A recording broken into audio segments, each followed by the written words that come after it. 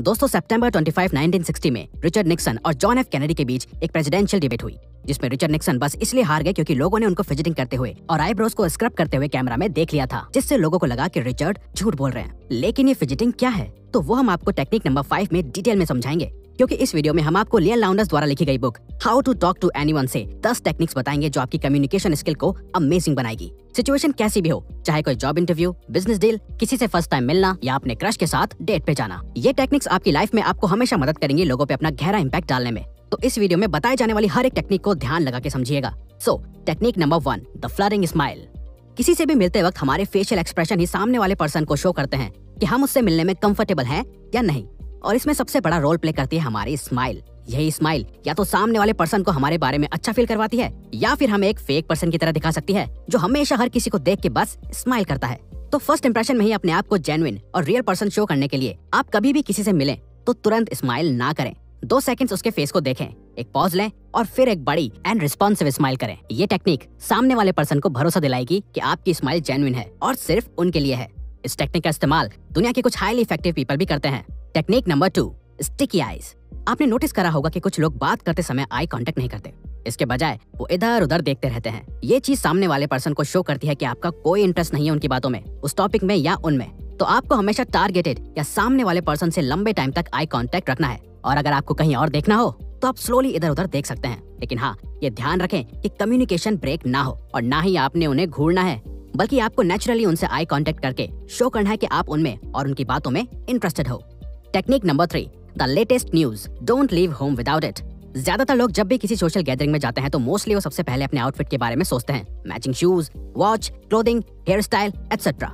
लेकिन इस दौरान वो एक सबसे इंपॉर्टेंट चीज को भूल रहे होते हैं, और वो एक इंप्रेसिव कॉन्वर्सेशन के लिए अपने साथ करंट टॉपिक्स को अपने ब्रेन में कैरी करके ले जाना। यानी कि अगर आप कभी भी किसी सोशल गैदरिंग में जाएं या किसी से भी मिलने जाएं तो जाने से पहले लेटेस्ट इवेंट्स पे या करंट टॉपिक्स के बारे में या तो पढ़ लें या उन्हें देख लें, जैसे कि new government policies, environmental issues, stock market, international news, latest या अपकमिंग मूवीज और इवेंट्स एटसेट्रा। इससे आपके पास काफी टॉपिक्स होंगे बात करने के लिए, और सामने वाला पर्सन आपको एक नॉलेजेबल पर्सन समझेगा जिसके पास काफी नॉलेज है डिफरेंट टॉपिक्स के बारे में। Technique number 4, hello old friend. कई बार हमें कुछ ऐसे लोग मिलते हैं जो हमसे पहली मुलाकात में ही ऐसे मिलते हैं जैसे कि वो हमें पहले से जानते हो, और उनका यही फ्रेंडली बिहेवियर हमें बाद में भी याद रहता है। तो जब भी आप किसी से मिलें तो ऐसे मिले जैसे आप उस पर्सन को पहले से जानते हो, या वो आपका फ्रेंड रह चुका हो जो काफी टाइम बाद मिला है। अगर ऐसा इमेजिन करके कॉन्वर्सेशन शुरू होगा तो आप ज्यादा कॉन्फिडेंट और एनर्जेटिक फील करोगे, और ये चीज सामने वाले को शो करेगी कि आप एक पॉजिटिव और कॉन्फिडेंट पर्सन हो जो फर्स्ट मीटिंग में ही लोगों को अपनापन फील करवाता है। क्योंकि लोगों को इस बात से फर्क नहीं पड़ता कि आप कितना जानते हो, बल्कि उन्हें इस बात से फर्क पड़ता है कि आप उन्हें कितना जानते हो और उनकी कितनी केयर करते हो। Technique number 5, limit fidget. Fidgeting का मतलब होता है बात करते वक्त आपकी मूवमेंट्स या बॉडी लैंग्वेज, जैसे हैंड्स की पोजीशन बार बार चेंज करना, एक स्ट्रेट पोस्चर ना रखना, इधर उधर देखना या आई टू आई कांटेक्ट ना करना। ये चीजें आपको नर्वस या झूठा शो करती है, बट प्रॉब्लम तब आती है जब आप सच बोल रहे हो लेकिन फिर भी फिजिट कर रहे हो बात करते समय। तो इसे ठीक करने के लिए ये 3 चीजें फॉलो करें। कभी भी किसी से भी बात करते टाइम अपने फेस को टच ना करें, बिना ज्यादा मूवमेंट करें, एक स्ट्रेट पोस्चर में कॉन्वर्सेशन करें, अपने हाथ से कुछ भी स्क्रैच ना करें, जैसे कि अपना फोरहेड, टी शर्ट, पैंट या अपना नेक। अगर आप किसी का ट्रस्ट जीतना चाहते हो तो कॉन्वर्सेशन के बीच में जितना हो सके उतना कम फिजिट करें।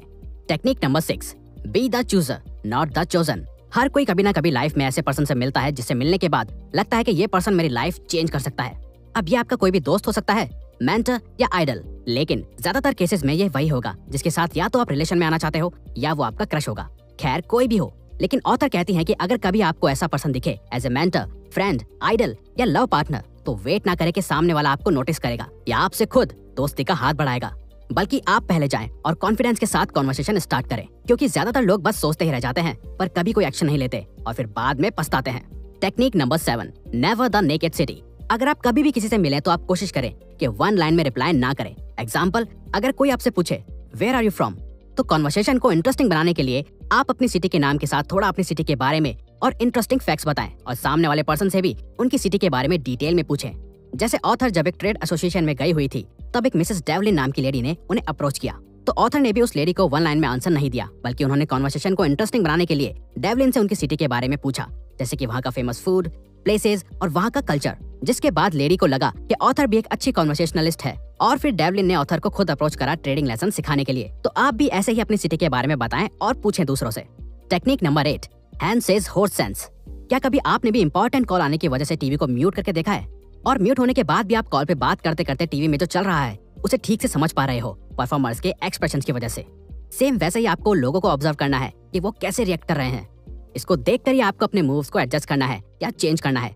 हमेशा अपने सामने वाले पर्सन को देखें कि वो कैसे आपकी बात को रेस्पॉन्ड कर रहा है, और अगर वो आपकी बातों में इंटरेस्ट शो कर रहा है तो आपको कंटिन्यू करना है, वरना आपको टॉपिक चेंज कर देना है या उनसे कुछ पूछना है। ये टेक्निक आपको बहुत हेल्प करेगी ये जानने में कि आपके लिसनर्स कॉन्वर्सेशन में इंटरेस्टेड हैं या नहीं। Technique number 9, match the mood. यानी कि आप जब भी किसी से मिलें तो सबसे पहले आप उनको देख के अंदाजा लगा लें कि सामने वाला कैसे मूड में है, और फिर उसके मूड से अपना मूड मैच करें। अगर आपके किसी फ्रेंड का ब्रेकअप हो गया है या जॉब चली गई है और वो आपको अपनी बात बता रहा है, तो आप फनी वे में उस बात को ना ले जस्ट बिकॉज आप फनी बात करने के मूड में हो। हमेशा सामने वाले का मूड देखो कैसा है और उस अकॉर्डिंग बात करो। लेकिन अगर आपको लगता है कि आपके पास कुछ बोलने के लिए नहीं है तो उस वक्त सिर्फ अपने सामने वाले पर्सन को सुनो। इससे लोग आपसे बात शेयर करना पसंद करेंगे क्योंकि आप सच में उनकी सुनते हो और समझते हो। Technique number 10, epoxy eyes. हमेशा ऐसा नहीं होगा कि आप 1 to 1 ही किसी कॉन्वर्सेशन के हिस्सा होंगे, बल्कि कभी कभार ऐसा भी होगा कि आप 3 या 3 से ज्यादा लोग हों और वहाँ बोलने वाले आप नहीं बल्कि कोई और हो। लेकिन इस सिचुएशन में भी आपको बिना कुछ बोले अपने टारगेटेड पर्सन से कनेक्शन बनाना है, तो आप स्पीकर को सुनने से ज्यादा अपने टारगेट पर्सन पे इंटरेस्ट शो करें, बीच बीच में उसकी तरफ देख के। और ये आई कांटेक्ट आपके टारगेट पर्सन को शो करेगा कि आप उसमें ज्यादा इंटरेस्टेड हो कंपेयर टू जो सामने वाले बोल रहे पर्सन से। लेकिन ये टेक्निक सेंसिटिव है और इसका अच्छे से यूज करना आना चाहिए, क्योंकि लगातार देखना सामने वाले को गलत सिग्नल भी भेज सकता है। तो इसे बैलेंस वे में यूज करिए, क्योंकि ये टेक्निक। दुनिया में 2 तरह के लोग होते हैं। एक वो जो कहीं जाते हैं और कहते हैं देखिए मैं आ गया, और दूसरे वो जो जब कहीं जाते हैं तो लोग कहते हैं देखिए वो आ गया। हम में से अधिकतर लोग खुद को दूसरे प्रकार के लोगों के समूह में देखना चाहते हैं। लेकिन क्या कारण है कि अधिकतर लोग जीवन भर अपनी पहचान नहीं बना पाते, अपनी बात नहीं रख पाते या किसी को प्रभावित नहीं कर पाते? जनसंख्या का एक बड़ा हिस्सा इसे अपनी बदकिस्मती समझकर स्वीकार कर लेता है और जीवन भर किसी और के दिखाए रास्तों पर चलता रहता है। आपने अपने आसपास अक्सर ऐसे लोगों को देखा होगा जो आपसे अधिक बुद्धिमान ना होने के बावजूद अपनी जिंदगी में आम लोगों से काफी बेहतर करते हैं। उन्हें देखकर आप ये विचार करने पर मजबूर हो जाते होंगे कि आखिरकार ऐसी क्या चीज है जो उन्हें इतना सफल बनाती है। और सबसे महत्वपूर्ण बात, क्या उस कला को आप भी अपने अंदर ला सकते हैं? आपको बता दें कि उन सफल लोगों के पास लोगों के दिलों को जीतने की कला है। सफलता के चरम पर ये लोग अकेले नहीं पहुंचे हैं। उन्होंने हर मोड़ पर लोगों को अपनी बातों से प्रभावित किया है और उनका विश्वास जीता है। आपको ये जानकर बेहद हैरानी होगी कि ये कला हर कोई सीख सकता है और अपने आप को सफलता के शिखर पर पा सकता है। इसके लिए आपको कुछ बातों को अपने जीवन में उतारना होगा। इन बातों को अपनाकर आप लोगों को प्रभावित करने में महारत हासिल कर पाएंगे। अधिकतर लोग जीवन भर इस कला को सीखने के लिए कई लोगों से सलाहें लेते हैं, लेकिन बिना किसी अनुभवी व्यक्ति के वो अक्सर इसे सीखने में नाकामयाब रहते हैं। मगर अब ये तरकीब सिर्फ चंद लोगों तक ही सीमित नहीं रहने वाली है। विश्व प्रसिद्ध लेखिका लायल लाउंस की ऐसी किताब जिसे पढ़ने के बाद आपको ऐसे शानदार तरीकों के बारे में जानकारी मिलेगी जिनसे आप हर व्यक्ति को प्रभावित कर पाएंगे। तो चलिए आपको ले चलते हैं how to talk to anyone 92 little tricks for big success in relationships summary के सफर पर। इस किताब में दिया गया हर तरीका आम लोगों के जीवन से जुड़ा है, जिसके कारण आपको उन्हें व्यवहारिक तौर पर अपनाने में काफी आसानी होगी और इसके साथ आप अपनी जिंदगी का एक शानदार नया अध्याय शुरू कर सकते हैं। हम अक्सर अपने आसपास ऐसे लोगों को देखते हैं जो बिना बोले ही अपनी बातें कह देते हैं। वो किस बात से सहमत हैं और किस से नहीं, इसके लिए उन्हें बोलने की कोई आवश्यकता ही नहीं पड़ती। वो अपनी आंखों और शरीर के हाव भाव से ही अपनी बातें लोगों के सामने रख देते हैं। हमें कई बार ये अंदाजा नहीं होता कि लोग हमें किस नजरिए से देखते होंगे। लेखिका लायल लाउंस के एक कार्टूनिस्ट दोस्त हैं रॉबर्ट, जो प्रसिद्ध पत्रिकाओं के लिए भावों से भरे कार्टून बनाते हैं। रॉबर्ट की एक खास आदत यह है कि वो जब भी किसी क्लब जैसी जगहों पर बैठे होते हैं तब अपने आसपास बैठे अनजान लोगों के चित्र बनाकर उन्हें भेंट करते हैं। खास बात तो ये है कि वो ऐसा करते समय उन लोगों को बताते नहीं है कि वो उनका चित्र बना रहे हैं। चित्र पूरा होने के बाद जब रॉबर्ट उन व्यक्तियों को उनका चित्र देते हैं तो अक्सर लोग हैरान होकर कहते हैं, नहीं, इस तस्वीर में बनाया गया व्यक्ति वो नहीं है। उसी क्षण उनके आसपास लोग कहते हैं, नहीं, ये तुम ही हो। आखिरकार क्यों बाकी लोगों ने किसी व्यक्ति के चित्र को ज्यादा सटीक पाया, सिवाय खुद उस व्यक्ति के जिसका चित्र रॉबर्ट ने बनाया था? ऐसा इसलिए हुआ क्योंकि उस व्यक्ति ने हमेशा खुद को अलग दृष्टिकोण से देखा है। जब रॉबर्ट ने उन लोगों को कागज पर उतारा तो उन व्यक्तियों को यह यकीन नहीं हुआ कि वो लोगों के सामने इस तरह का दिखता है। लेखिका ने जब रॉबर्ट से पूछा कि वो कैसे लोगों के भीतर छुपे उनके वास्तविक भावों को कागज पर उतार लेते हैं, तो उनका जवाब था, मैं सिर्फ उन्हें ध्यान से देखता हूं, इसके सिवाय और कुछ भी नहीं। लेखिका को यह जवाब इतना रास नहीं आया। उन्होंने रॉबर्ट से फिर से पूछा कि यदि किसी व्यक्ति को किसी आकर्षक और बुद्धिमान व्यक्ति का चित्र बनाना है तो वो क्या करेगा? रॉबर्ट ने जवाब दिया कि ऐसा व्यक्ति हमेशा नजर से नजर मिलाकर बात करेगा। वो आत्मविश्वास से भरा होगा और उसके मुस्कुराने का अंदाज भी लोगों को प्रभावित करने वाला होगा। शानदार व्यक्तित्व के 9 नियम। लेखिका की एक और मित्र है कैरन, जो एक फर्नीचर डिजाइन कंपनी में काफी अच्छे पद पर काम करती हैं। कैरन अपनी कंपनी के सबसे महत्वपूर्ण कर्मचारियों में से एक हैं और कंपनी में उसकी अपने साथी कर्मचारियों के बीच काफी अच्छी पहचान है। लेकिन कैरन की एक शिकायत है कि जब वो अपनी कंपनी से बाहर कहीं होती है तो वो खुद को बिल्कुल अकेला महसूस करती है।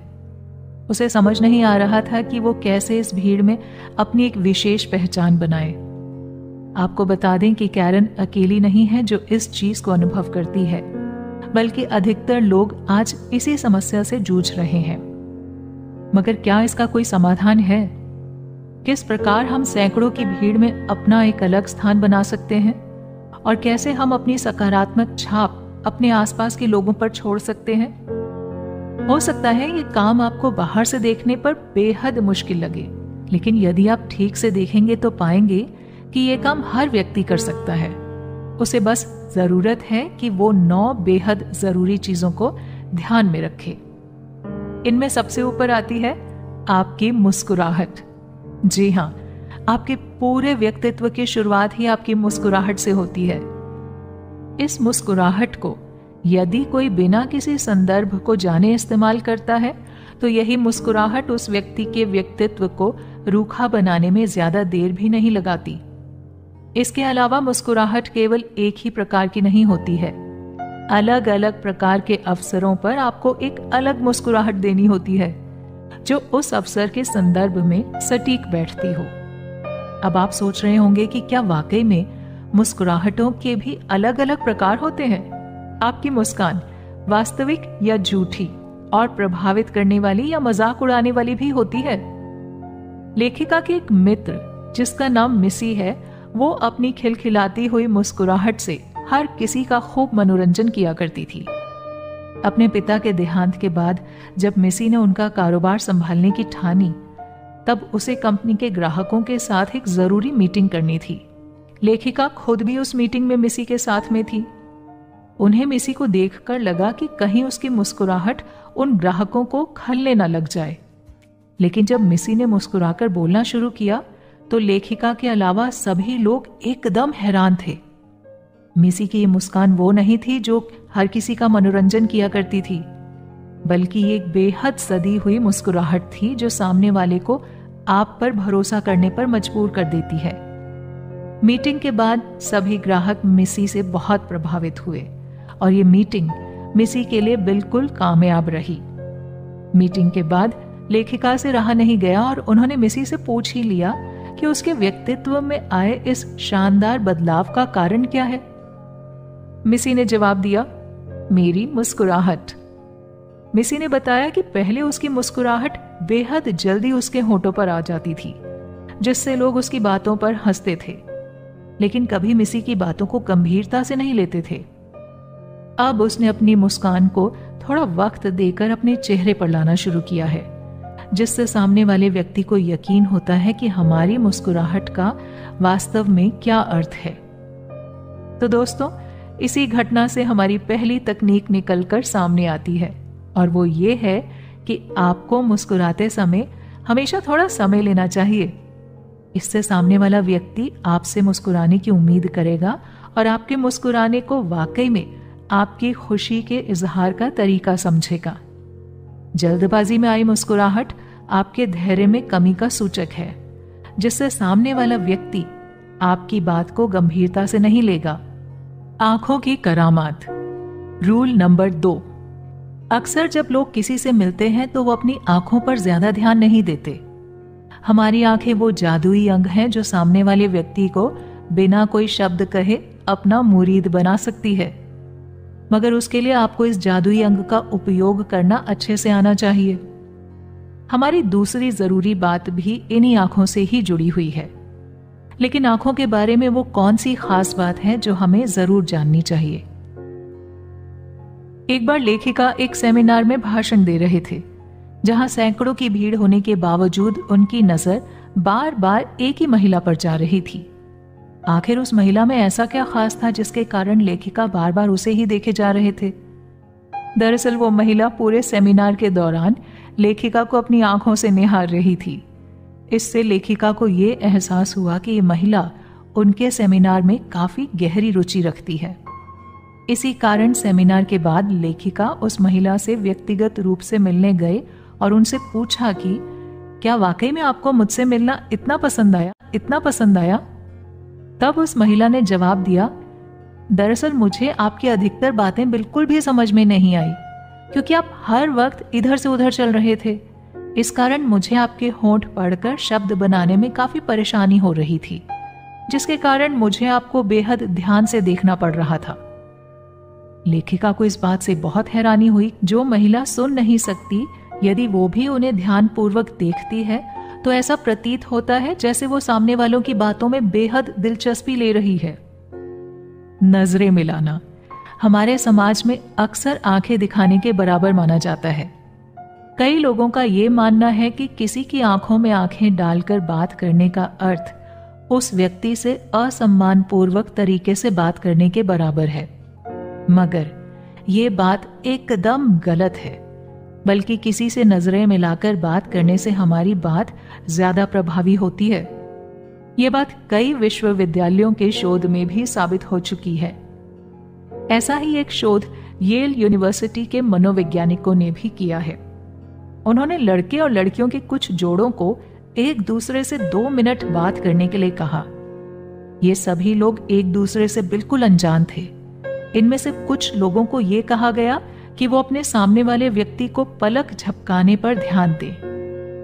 वास्तव में ऐसा कहने का कारण ये था कि वो लोग अपने सामने खड़े व्यक्ति के साथ आई कांटेक्ट बना सकें।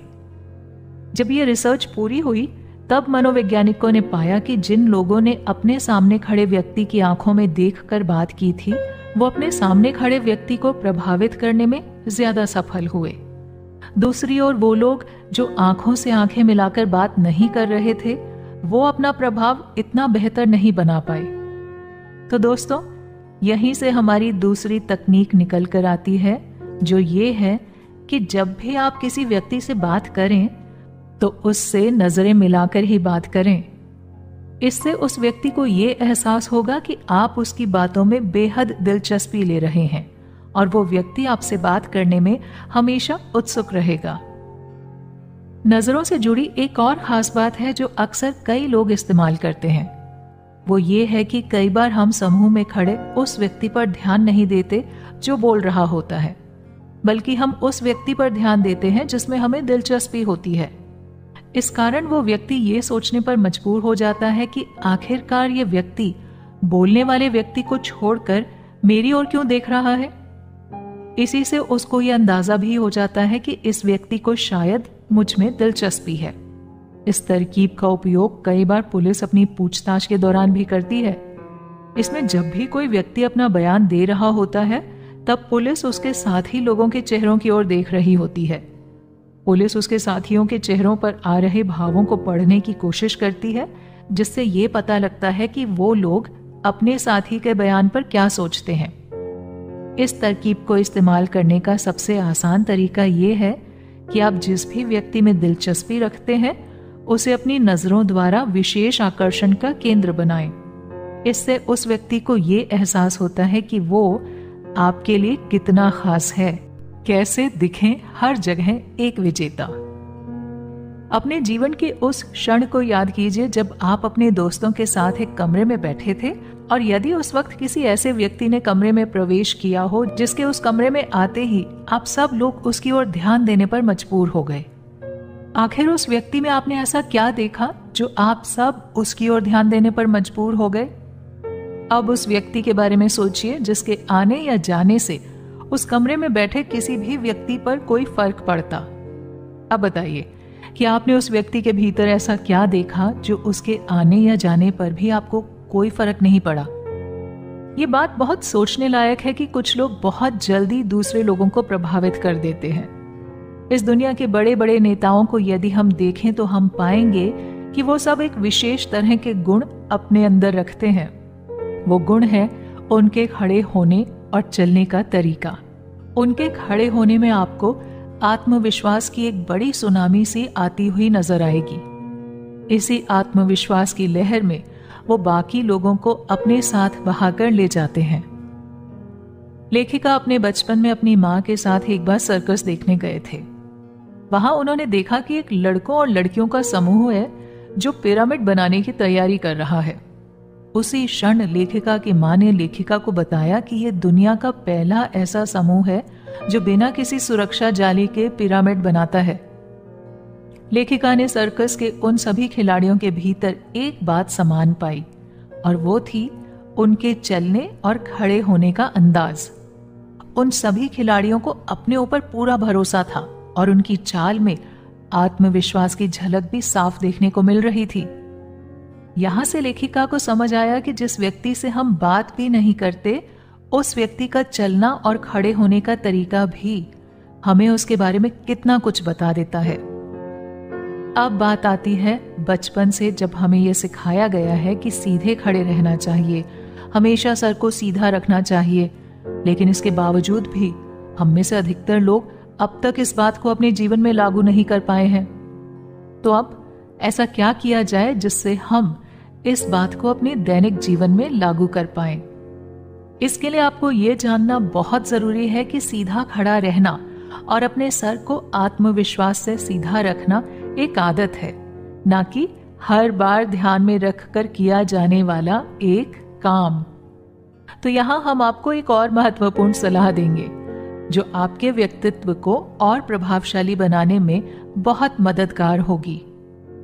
आत्मविश्वास से भरी इस चाल को पाने के लिए आप जब भी अपने घर के किसी भी दरवाजे के पास से गुजरें तो अपने दिमाग में ऐसा सोचिए कि इस दरवाजे पर आपके सर के थोड़ा ऊपर एक दांतों से पकड़ने का पैड रखा है।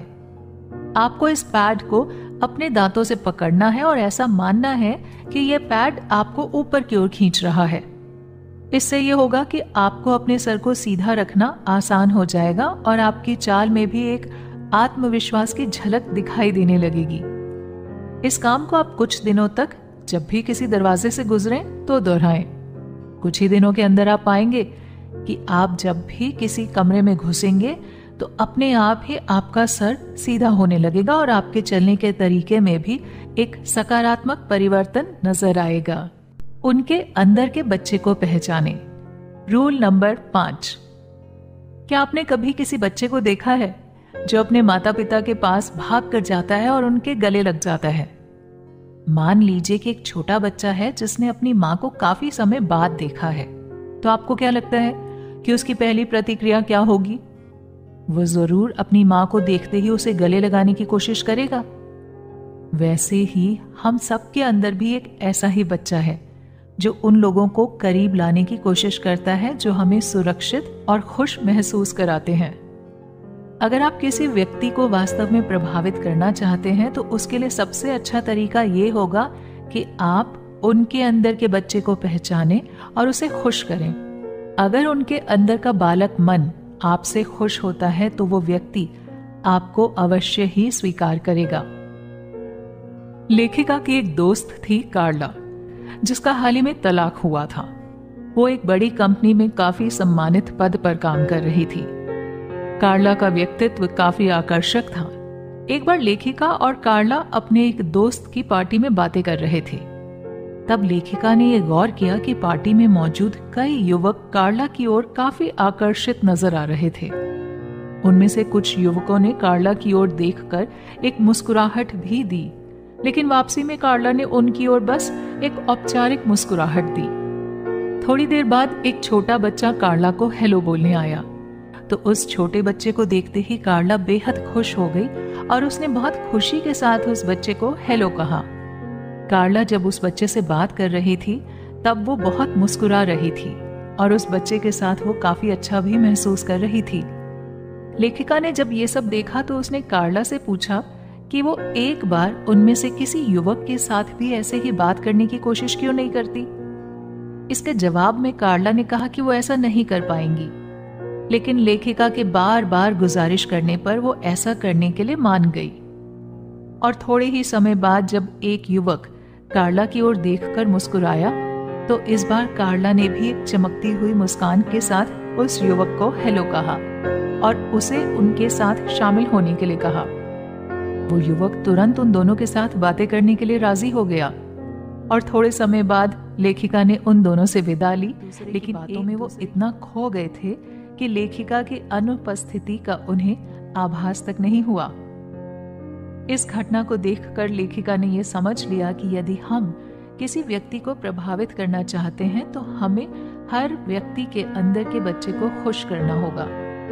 हमारी अगली सलाह भी यही है कि यदि आप किसी बच्चे को प्रभावित करना चाहते हैं तो सबसे पहले ये देखें कि वो कौन सी चीजें हैं जो उनके बचपन में उन्हें खुश किया करती थी या जो उनके अंदर के बच्चे को पसंद आएगी।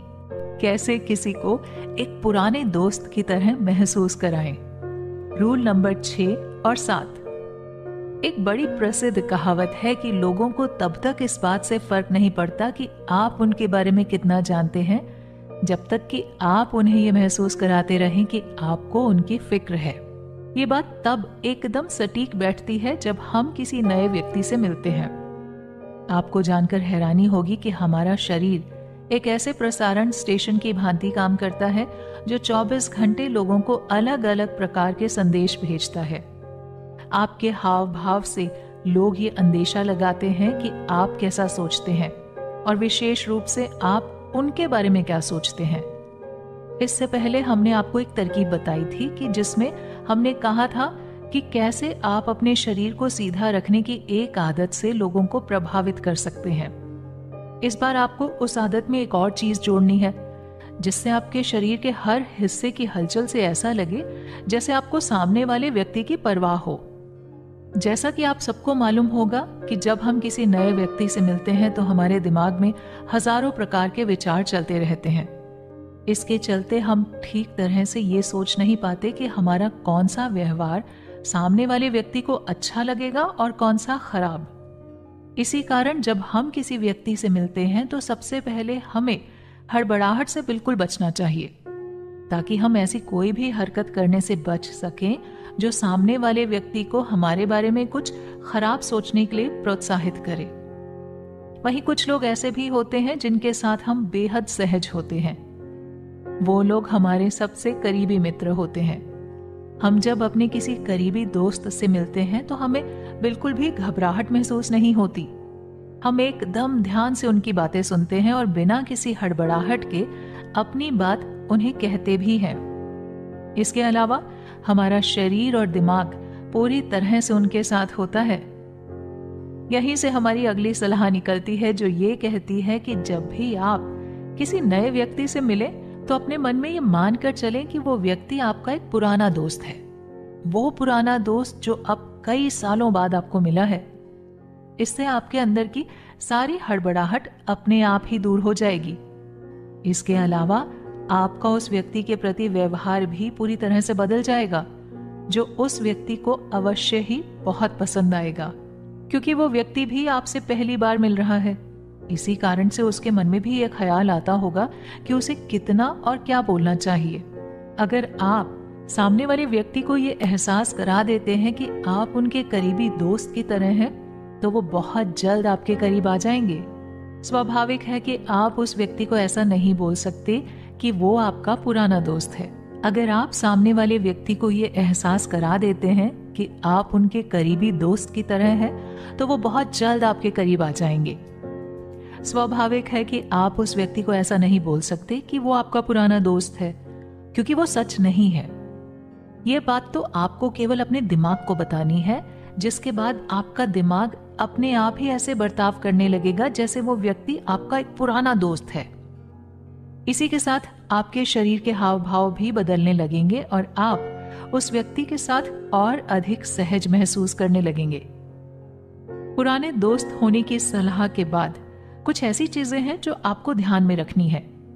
अगर आप किसी के मन को जीत लेते हैं तो उसके बाद भी आपको खुद को एक विश्वास पात्र, बुद्धिमान और खुद पर भरोसा रखने वाले व्यक्ति की तरह आभास कराना होता है। हमारा अगला विषय इसी बात पर होगा कि कैसे हम लोगों के सामने एक विश्वास पात्र व्यक्ति के तौर पर उभर कर आ सकते हैं। लेखिका की एक दोस्त है जिसका नाम हेलेन है। हेलेन बड़ी बड़ी कंपनियों के लिए कर्मचारियों को नियुक्त करने का काम करती है। वो इस काम में इतनी माहिर है कि कई अंतर्राष्ट्रीय कंपनियां उसको उनके लिए कर्मचारी चुनने की जिम्मेदारी देती हैं। एक बार लेखिका ने उससे पूछा कि आखिरकार तुम में ऐसा क्या है जो तुम पहचान लेती हो कि कौन सा व्यक्ति इस कंपनी के लिए ठीक रहेगा और कौन सा नहीं। इसके जवाब में हेलेन ने कहा कि जब भी कोई उससे झूठ बोलता है तो उसे पता लग जाता है। लेखिका को यह बात बड़ी आश्चर्यजनक लगी, तो उन्होंने उससे पुनः पूछा कि उसे झूठ बोलने वाले व्यक्ति के बारे में कैसे पता लगता है। जवाब में हेलेन ने कहा कि कुछ दिनों पहले एक महिला उसके पास नौकरी के लिए आई थी। वो महिला बात करते वक्त हर समय उससे आंख मिलाकर बात कर रही थी। उसने अपनी बाई टांग को अपनी दाई टांग के ऊपर रखा था। आखिर में जब हेलेन ने उससे पूछा कि उसने अपनी पुरानी नौकरी क्यों छोड़ दी, तो उसने एक क्षण के लिए कोई जवाब नहीं दिया और उसके चेहरे के भाव भी पूरी तरह से बदल गए। अब उसने अपनी टांग को बाई टांग के ऊपर रख दिया। इससे हेलेन को यह अंदाजा हो गया कि वो महिला झूठ बोलने वाली है। उस महिला ने आगे कहा कि उसकी पिछली कंपनी में उसके आगे बढ़ने की ज्यादा संभावना नहीं थी।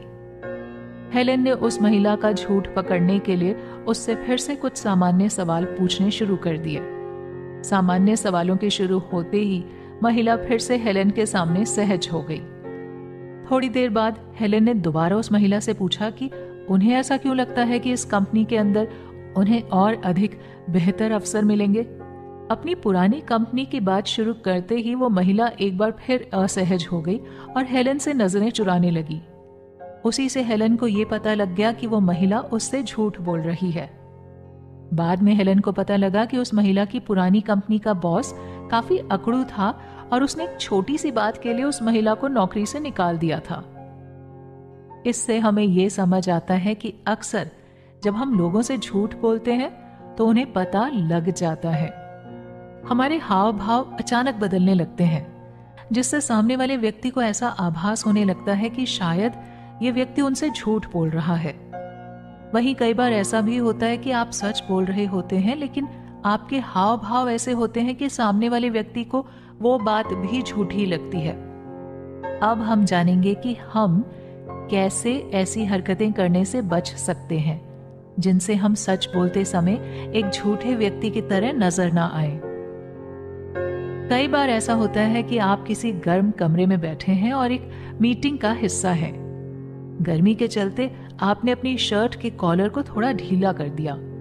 अब भले ही इस बात के पीछे कारण कमरे की गर्मी थी, लेकिन सामने वाले व्यक्ति को यह लगेगा कि शायद आप मीटिंग की किसी बात के कारण असहज महसूस कर रहे हैं। इसके अलावा कई बार ऐसा भी होता है कि किसी जगह पर अधिक धूल होने के कारण आप बार बार अपनी आंखें झपकाते रहें। इसका कारण चाहे जो भी हो, ऐसा करने से भी सामने वाले व्यक्ति को ऐसा ही लगेगा कि शायद आप उनसे कुछ छुपा रहे हैं। इसके अलावा ऐसा भी होता है कि किसी से बात करते वक्त हमें चेहरे या नाक पर हल्की खुजली होने लगती है। स्वाभाविक तौर पर हमारी प्रतिक्रिया होती है कि हम उस जगह को अपने हाथ से खुजाते हैं। सुनने में ये बेहद सामान्य सी बात लग सकती है, लेकिन जब आप किसी जरूरी मीटिंग का हिस्सा हो और उस वक्त आप ऐसा कुछ करते हैं तो इससे शायद सामने वाले व्यक्ति को आपको नापसंद करने का एक मौका मिल सकता है। इसी बात से निकलती है हमारी अगली सलाह, जिसमें हम ये कहते हैं कि आप जब भी किसी व्यक्ति से बात करें तो अनावश्यक रूप से अपने चेहरे या शरीर के किसी भी अंग को बार बार ना छुएं, अपनी पलकें बार बार ना झपकाएं और अपने पैरों को भी एक दूसरे पर बार बार ना चढ़ाएं। अपने लोगों के मन की बात। Rule number 8। सन 1900 के आसपास जर्मनी का एक घोड़ा जिसका नाम हैंस था, दुनिया भर में अपनी बुद्धिमत्ता के लिए प्रसिद्ध हो रहा था। जब हैंस छोटा था तब उसके मालिक ने उसे छोटे छोटे अंकों की गिनती करना सिखाया। सही जवाब देने के लिए हैंस अपने पांव से टप की आवाज करता था। उस सवाल का जितना जवाब होता था वो उतनी बार अपने पैर से टप की आवाज करता। इस बुद्धिमान घोड़े की खबर धीरे धीरे पूरे यूरोप में फैल गई।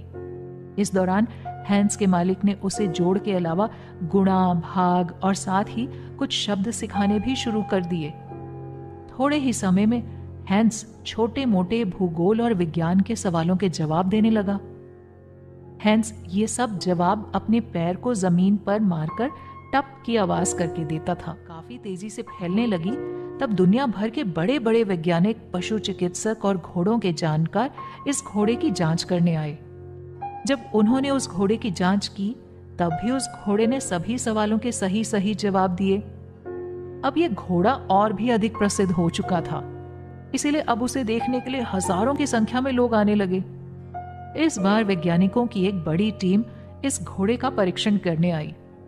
वैज्ञानिकों के परीक्षण को देखने के लिए काफी बड़ी संख्या में दर्शक आए। वैज्ञानिकों को लगा कि शायद घोड़े का मालिक कुछ चालबाजी करता है, इसलिए उन्होंने उस मालिक को उस जगह से दूर भेज दिया और फिर एक एक करके सबने उस घोड़े से सवाल पूछे। आश्चर्य की बात तो ये थी कि घोड़े ने हर एक सवाल का एकदम सही सही उत्तर दिया, मगर इसके बावजूद लोग संतुष्ट नहीं हुए। तभी उनमें से एक व्यक्ति उठा और घोड़े के कान में जाकर धीरे से एक सवाल पूछा जिसे और कोई नहीं सुन पाया। सभी लोग जवाब का इंतजार करने लगे, लेकिन इस बार वो घोड़ा अपनी जगह पर चुपचाप खड़ा रहा। इसके बाद एक दूसरे वैज्ञानिक ने घोड़े के कान में सवाल पूछा, लेकिन घोड़ा इस बार भी चुपचाप खड़ा रहा। सभी परीक्षण करने के बाद वैज्ञानिकों ने यह निष्कर्ष निकाला कि जब भी उस घोड़े से कोई सवाल पूछा जाता था तब दरअसल वो घोड़ा अपने सामने खड़े व्यक्तियों को देखा करता था। सही जवाब के पास पहुंचने पर लोगों के हाव भाव बदलने लगते थे और सही जवाब देने पर उनके हाव भाव अलग हो जाते थे। लोगों के इन बदलते हाव भाव को पढ़कर ही वो घोड़ा हर बार सही जवाब देता था। तो देखा आपने कि कैसे एक घोड़ा लोगों के मन की बात जान सकता है। आप भी इसी तरह लोगों के हाव भाव को क्यों नहीं जान सकते कि कब कोई आपके सामने सच बोल रहा है और कब झूठ। कई बार ऐसा हुआ होगा कि आप टीवी देख रहे हैं और आपके साथ बैठे व्यक्ति के पास कोई फोन आता है, तब आप तुरंत टीवी की आवाज बंद कर देते हैं ताकि साथ वाला व्यक्ति आराम से बात कर सके। जब टीवी की आवाज बंद होती है तब आपका पूरा ध्यान स्क्रीन पर दिख रहे कलाकारों के हाव भाव पर होता है। आप उनके बोलने के तरीके से ये जानने की कोशिश करते हैं कि वो किस बारे में बात कर रहे हैं। ठीक ऐसे ही आपको लोगों के हाव भाव को भी जानना है कि क्या लोग आपकी बात सुनकर मुस्कुरा रहे हैं, क्या वो हाँ में सर हिला रहे हैं, क्या वो एकदम सहज हैं और क्या वो आपकी ओर ना देखकर दूसरी ओर देख रहे हैं। यहीं से निकलती है हमारी एक और सलाह, जो ये कहती है कि जब भी आप किसी व्यक्ति से बात कर रहे हो तो हमेशा उस व्यक्ति पर भी एक नजर डालें।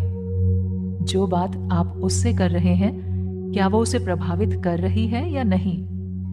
यदि आप ध्यान से देखेंगे तो आप ये आसानी से जान पाएंगे कि आपकी बातें उन्हें पसंद आ रही हैं या नहीं। यदि आपको ऐसा प्रतीत होता है कि आपकी बातें शायद उन्हें पसंद नहीं आ रही हैं, तो उसी क्षण कुछ और बातें करने की सोचें। इस तरह से आप खुद को ऐसी बात करने से बचा सकते हैं जो सामने वाले व्यक्ति को आपसे दूरी बनाने के लिए मजबूर कर सकती है। महसूस करें। Rule number 9। क्या आपने कभी किसी ऐसे क्रिकेट खिलाड़ी को देखा है जिसके ऊपर आखिरी गेंद में अपनी टीम को जिताने का दबाव होता है?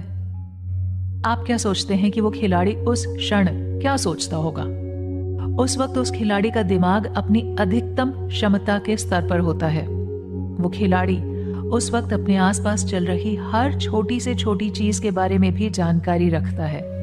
उसके कानों के पास से जा रही हवा की गति, सामने वाले गेंदबाज के चेहरे के हाव भाव, चाल, गति, इन सब पर उस बल्लेबाज की नजर होती है। ये परिस्थितियां ही ऐसी होती हैं कि उस खिलाड़ी के लिए कोई भी कदम उठाने से पहले उन्हें महसूस करना बेहद जरूरी हो जाता है। लेखिका का एक और दोस्त है रिचर्ड, जो लंबी मैराथन में हिस्सा लिया करता है। न्यूयॉर्क में होने वाली एक महत्वपूर्ण मैराथन के लिए रिचर्ड काफी समय से अभ्यास कर रहा था, मगर उस मैराथन के कुछ हफ्तों पहले ही एक चोट के कारण उसे अस्पताल में भर्ती होना पड़ा था। डॉक्टर ने उसे कुछ हफ्तों के लिए आराम करने को कहा और किसी भी प्रकार की हलचल करने से सख्त मना कर दिया। इसी कारण रिचर्ड मैराथन के 2 दिन पहले तक बिल्कुल भी चल नहीं पाए और इसीलिए वो मैराथन के लिए अपना अभ्यास पूरा नहीं कर पाए। उनके सभी दोस्तों ने, जिनमें खुद लेखिका भी शामिल थी, उन्हें मैराथन में हिस्सा ना लेने की सलाह दी, मगर इसके बावजूद रिचर्ड ने यह तय कर लिया था कि उन्हें इस मैराथन में हिस्सा लेना ही है। जब उनके दोस्तों ने उनसे कहा कि उन्होंने तो मैराथन की बिल्कुल भी तैयारी नहीं की है, तब जवाब में रिचर्ड ने कहा कि वो जब अस्पताल में भर्ती थे तो सिर्फ उनका शरीर बिस्तर पर लेटा हुआ था, मगर उनका दिमाग तब भी मैराथन की तैयारी कर रहा था। इसी कारण वो इस मैराथन के लिए पूरी तरह से तैयार हैं। ये बात सुनकर सबको बहुत हैरानी हुई, मगर जब मैराथन शुरू हुई तब रिचर्ड ने बेहद उम्दा प्रदर्शन किया। उन्होंने अपनी पिछली सभी मैराथन से भी बेहतर प्रदर्शन करके इस मैराथन को पूरा किया, और जब उनसे ये पूछा गया कि उन्होंने ये कार्य कैसे किया, तब उन्होंने जवाब दिया कि जब से उन्हें चोट लगी थी तभी से उन्होंने अपने दिमाग को इस मैराथन के लिए तैयार करना शुरू कर दिया था। दोस्तों, इसी बात से आती है हमारी अगली सलाह, और वो ये है कि किसी भी काम को करने से पहले आप उसे अपने दिमाग में अच्छे से सोच कर रख लें। आप उस कार्य को किस तरह से करने वाले हैं, इस चीज को आप बार बार अपने दिमाग में सोचें। इस प्रक्रिया को बार बार दोहराने से आपका दिमाग उस कार्य को करने का आदी हो जाएगा। आप हमेशा ये सोचें कि आप लोगों से बात करने में बेहद सहज हैं। आप हमेशा आत्मविश्वास के साथ चलते हैं और आप लोगों को बेहद ध्यान से देखते हैं।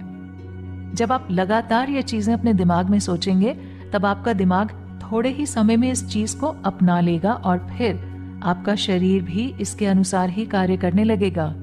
हाय के बाद क्या कहें। रूल नंबर 10, जिस प्रकार आपकी पहली झलक सामने वाले व्यक्ति की आंखों को प्रभावित करनी चाहिए, उसी प्रकार आपके पहले शब्द भी सामने वाले व्यक्ति के कानों को प्रभावित करने चाहिए।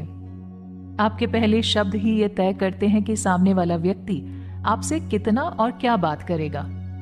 आपके यही शब्द ये भी तय करते हैं कि आप उन्हें अंदर ही अंदर क्या कहना चाहते हैं। इस तरह की कम समय की बातों को स्मॉल टॉक कहते हैं। स्मॉल टॉक सुनते ही ये पता चल जाता है कि इसमें बात केवल एक छोटे क्षण के लिए होती है, लेकिन आपको जानकर हैरानी होगी कि ये कम समय की बातचीत आपके बारे में काफी कुछ बता देती है।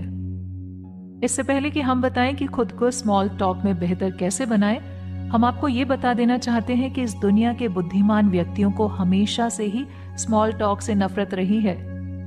जब लेखिका ने फोर्ब्स के टॉप व्यक्तियों के बारे में जानने की कोशिश की, तब उन्हें पता चला कि उनमें से लगभग सभी लोगों को लंबी और गहरी बातें करना पसंद है। उनमें से बहुत कम लोग ऐसे थे जिन्हें लोगों के साथ स्मॉल टॉक करना पसंद था। मगर हम आपको बता दें कि स्मॉल टॉक का अर्थ वास्तव में ये नहीं है कि आप किसी व्यक्ति से थोड़े समय के लिए बात करें और फिर उसे भूल जाएं, बल्कि इसका वास्तविक अर्थ ये है कि हम किसी व्यक्ति से शुरुआती समय में बात करके उससे आगे की बातचीत जारी रख सकें। लेखिका जब अपनी किशोरावस्था में थी, तब अपने कॉलेज के एक बड़े उत्सव में डांस के लिए उन्हें एक पुरुष साथी चाहिए था। वहीं उनके साथ की सभी लड़कियां एक एक लड़के को डांस के लिए चुन चुकी थी, लेकिन लेखिका की हिचकिचाहट के कारण वो डांस के लिए किसी से भी अपना साथी बनने के लिए नहीं पूछ पाई। धीरे धीरे समारोह का दिन नजदीक आने लगा, लेकिन लेखिका के साथ डांस करने वाला लड़का कोई नहीं था।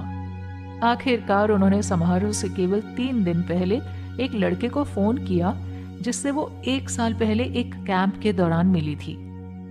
फोन करने से पहले ही लेखिका ने अपने दिमाग में सोच कर रखा था कि उन्हें उस लड़के को डांस के लिए कैसे पूछना है। लड़के के फोन उठाते ही लेखिका ने कहा, हेलो, मेरा नाम लील है और हम पिछली गर्मियों में कैंप के दौरान मिले थे। स्कूल में हो रहे समारोह के लिए क्या तुम मेरे डांस पार्टनर बनोगे? इसके जवाब में उस लड़के ने बड़ी उत्सुकता से कहा, क्यों नहीं, मुझे बड़ी खुशी होगी, और सच कहूं तो मैं भी उस समारोह के लिए किसी डांस पार्टनर की तलाश में था। उस लड़के ने आगे कहा कि वो लेखिका को शाम को होने वाले समारोह के लिए उनके घर लेने आएगा। इसके बाद उस लड़के ने अपना नाम डॉनी बताया। डॉनी के साथ लेखिका की मुलाकात काफी अच्छी रही। डॉनी एक बेहद समझदार लड़का निकला, जिसने लेखिका की छोटी छोटी बातों के बारे में पूरा ख्याल रखा। डॉनी दरअसल स्मॉल टॉक करने में काफी माहिर था। वो अपनी स्मॉल टॉक की तकनीकों से सामने वाले व्यक्ति को अपने साथ लंबा समय बिताने के लिए मजबूर कर देता था।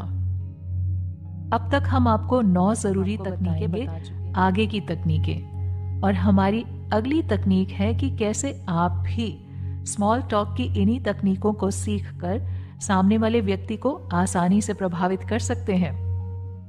सबसे पहले तो आप ये जान लीजिए कि स्मॉल टॉक का मकसद क्या है। दरअसल स्मॉल टॉक के पीछे का कारण ये है कि इससे सामने वाले व्यक्ति को आपके प्रति एक सुरक्षित माहौल पैदा करने में सहायता होती है, जिससे वो व्यक्ति सहज भी महसूस करता है। जब आपके मुंह से पहले शब्द ही ऐसे निकलते हैं कि आपको सुनने वाला खुश हो जाए, तब इस बात के पूरे आसार होते हैं कि वो आपसे आगे भी बात करना चाहेगा। हमारी 10वीं तकनीक भी यही है कि जब भी आप किसी से बात करें तो बात करने से पहले एक बार सामने वाले व्यक्ति की मानसिक स्थिति के बारे में एक सामान्य सा अंदाजा लगा लें। ऐसा करके आप अपनी स्मॉल टॉक की शुरुआत किसी ऐसे विषय से कर सकते हैं जिसमें वो काफी रुचि दिखाए। एक शानदार व्यक्तित्व के मालिक कैसे बने। Rule number 11। एक बार लेखिका एक कॉमेडियन के शो में गई। वहां उन्होंने देखा कि वो कॉमेडियन बेहद उत्साह के साथ अपने दर्शकों से घुल मिल रहा था और लोग भी उसे काफी पसंद कर रहे थे। लेखिका ने जब उसकी स्क्रिप्ट देखी तो ये पाया कि उसकी स्क्रिप्ट काफी औसत थी। यहीं से लेखिका को ये समझ आया कि इस बात का कोई फर्क नहीं पड़ता कि आप क्या कहते हैं, बल्कि फर्क इस बात से पड़ता है कि आप अपनी बात कैसे कहते हैं। हमारे दिमाग में अक्सर यह सवाल आता है कि जब भी हम किसी से मिले तो उससे ऐसी क्या बात करें कि वो हमसे मिलकर खुश हो जाए। इस सवाल का जवाब हम आपको एक उदाहरण के जरिए देंगे। एक बार एक जापानी युवक था जिसका नाम था हयाकावा। हयाकावा एक अमेरिकी रेलवे स्टेशन पर बैठा था। ये बात दूसरे विश्व युद्ध के समय की है, जब जापान ने अमेरिका पर हमला बोल दिया था। हयाकावा जिस प्लेटफॉर्म पर था उसी प्लेटफॉर्म पर एक अमेरिकी दंपत्ति अपने बच्चों के साथ थे। वो दंपत्ति और उनके बच्चे हयाकावा को जापानी होने के कारण संदेहास्पद नजरों से देख रहे थे। हयाकावा ये देखकर थोड़ा असहज तो हुआ, लेकिन उसने ठान लिया था कि वो इन लोगों से बात करके रहेगा। हयाकावा उस दंपत्ति के पास गया और बोला, इस ठंड में बच्चों के साथ सफर करना कितना मुश्किल होता होगा ना। इसके जवाब में उन बच्चों के पिता ने केवल हाँ में अपनी गर्दन हिलाई। हयाकावा ने उनसे आगे पूछा कि आपके बच्चे अपनी उम्र के हिसाब से थोड़े बड़े और मजबूत नजर आ रहे हैं। यह सुनकर वो व्यक्ति थोड़ा मुस्कुराने लगा। हयाकावा ने थोड़ी देर और इस प्रकार की बातें जारी रखी। थोड़ी देर बाद जब माहौल थोड़ा सामान्य हुआ, तब उस अमेरिकी व्यक्ति ने हयाकावा से पूछा कि तुम्हें क्या लगता है, क्या जापानी सेना अमेरिका को युद्ध में हरा देगी? जवाब में हयाकावा ने कहा कि मुझे समझ नहीं आता कि जापानी सेना बिना किसी संसाधन के कैसे एक ताकतवर औद्योगिक राष्ट्र अमेरिका को हरा सकता है। उस व्यक्ति ने कहा, मुझे उम्मीद है कि इस समय तुम्हारे घर का कोई व्यक्ति जापान में मौजूद नहीं है। इसके जवाब में हयाकावा ने कहा कि मेरे माता पिता अभी भी जापान में ही हैं और मेरी उनसे बात भी नहीं हो पाती। अमेरिकी दंपत्ति को हयाकावा की ये बात सुनकर उसके मन में दया का भाव जाग उठा और थोड़ी देर बाद उन्होंने हयाकावा को अपने घर खाने के लिए आमंत्रित किया। तो देखा आपने कैसे हयाकावा ने उन लोगों को प्रभावित किया जो कुछ समय पहले तक उसे अपना सबसे बड़ा दुश्मन मान रहे थे। अगर हयाकावा अपनी बात को किसी और तरीके से कहता तो संभव था कि वो दंपत्ति उसके साथ बहस करने लगते। इसी घटना से मिलती है हमें हमारी 11वीं तकनीक, जो ये कहती है कि जब हम किसी भी व्यक्ति से बात करें तो हमें पूरे उल्लास के साथ बात करनी चाहिए। इसके अलावा हमें इस बात पर भी ज्यादा ध्यान नहीं देना चाहिए कि हम क्या बात करने वाले हैं, क्योंकि 80% से भी अधिक बार फर्क सिर्फ इस बात का पड़ता है कि आप बात कैसे करते हैं। लोगों को बात करने के लिए कैसे आकर्षित करें। रूल नंबर 12, 13 और 14। आपने पार्टियों में अक्सर ऐसा देखा होगा कि कुछ लोग ऐसे दिखते हैं जिससे आप उनसे बात करने के लिए उत्सुक हो जाते हैं। उन व्यक्तियों के पहनावे को लेकर आप उनसे सवाल किए बिना नहीं रह पाते। हमारी अगली तकनीक भी कुछ ऐसी ही है। इस तकनीक का नाम है वो क्या है। सुनने में आपको ये थोड़ा अजीब लग सकता है, लेकिन हम आपको बता दें कि ये तकनीक हमेशा काम करती है। तो आइए जानते हैं वो क्या है तकनीक के बारे में। लेखिका कई बार जब पार्टियों में जाती हैं तो लोग उनसे अक्सर उनके गोल चश्मे के बारे में पूछते हैं। लोग उनसे ये सवाल पूछते हैं कि ये चश्मा उन्होंने कहाँ से लिया और इस डिजाइन का सुझाव उनको कहाँ से मिला। इस प्रकार आपको भी हमेशा कुछ ऐसा पहनना चाहिए जिससे लोग आपसे उस बारे में पूछने के लिए मजबूर हो जाएं।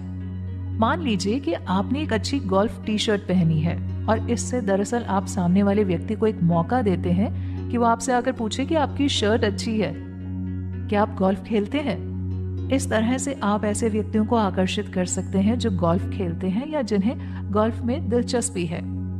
तो जिस भी व्यक्ति को आप प्रभावित करना चाहते हैं, आप उसका ध्यान आकर्षित करने वाले कपड़े पहने।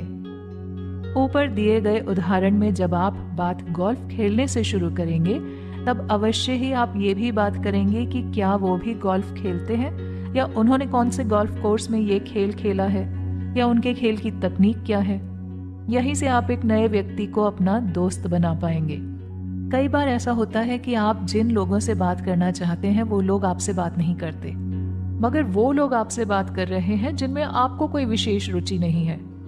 इसके लिए जो तकनीक इस्तेमाल की जाती है वही हमारी अगली सलाह होगी। अगर आपका कोई परिचित व्यक्ति जो आपके पसंद के व्यक्ति को जानता हो तो आप उनसे कहिए कि वो आपकी उस व्यक्ति से पहचान कराएं। इसे वो कौन है तकनीक कहा जाता है, जिसमें आप किसी जान पहचान के व्यक्ति के जरिए अपनी पसंद के व्यक्ति से मुलाकात करते हैं। उसके बाद आप वो क्या है तकनीक का इस्तेमाल करके उस व्यक्ति से अपनी बातचीत को आगे बढ़ा सकते हैं। क्या हो यदि आप जिस व्यक्ति से बात करना चाहते हैं वो किसी समूह के बीच में हो। इसके अलावा उस व्यक्ति ने कुछ ऐसा विशेष भी ना पहना हो जिससे आप वो क्या है तकनीक का इस्तेमाल कर सकें।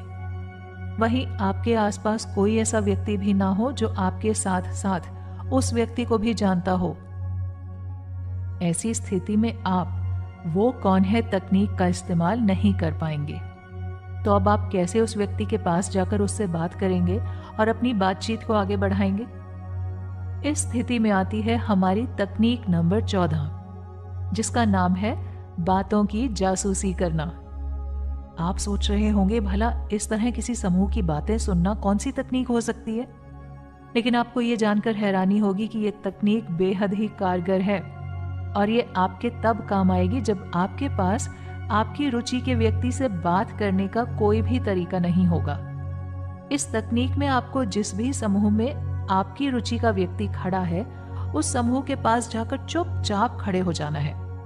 इसके साथ ही आपको उनकी बातें सुनने की कोशिश करनी है और ये जानना है कि वो किस विषय पर बात कर रहे हैं। जैसे ही आपको कोई ऐसा विषय सुनाई दे जिसमें आप सहज महसूस करते हो, तब आप तुरंत उस समूह की ओर मुड़कर ये कहें कि माफ कीजिएगा, मैं खुद को आप लोगों की बातें सुनने से रोक नहीं पाया। दरअसल मुझे इस विषय में बहुत रुचि है जिसके बारे में आप सभी बात कर रहे थे। क्या हम इस बारे में और बात कर सकते हैं? इसी के साथ आप भी अब उस समूह का हिस्सा बन चुके हैं। अब आप अपनी रुचि के व्यक्ति के साथ समय व्यतीत करके उसके साथ अपनी बातचीत को आगे बढ़ा सकते हैं। उदाहरण के लिए ऐसा सोचें कि आप एक क्लब में किसी व्यक्ति से बेहद आकर्षित हो जाते हैं, लेकिन वो व्यक्ति एक समूह के साथ बैठा है। इस स्थिति में आप उस ग्रुप के पास जाकर खड़े हो जाएं और उनकी बातें सुनने की कोशिश करें। मान लीजिए कि वो लोग हिमालय पर ट्रैक पर जाने की बात कर रहे हैं। उसी क्षण आप ये कहकर उनके साथ बातचीत शुरू कर सकते हैं कि माफ कीजिएगा, मैं अपने आप को आपकी बातें सुनने से रोक नहीं पाया। दरअसल मैं भी कुछ दिनों में हिमालय पर ट्रैकिंग करने जाने का विचार कर रहा हूँ, तो यदि आप इससे संबंधित कुछ सुझाव देना चाहें तो मुझे बेहद खुशी होगी। इसी तरह आप लोगों की बातों की जासूसी करके उन तक पहुंचने का एक रास्ता निकाल सकते हैं जो कि बेहद आसान और कारगर साबित होगा। रूल नंबर 15, 16 और 17।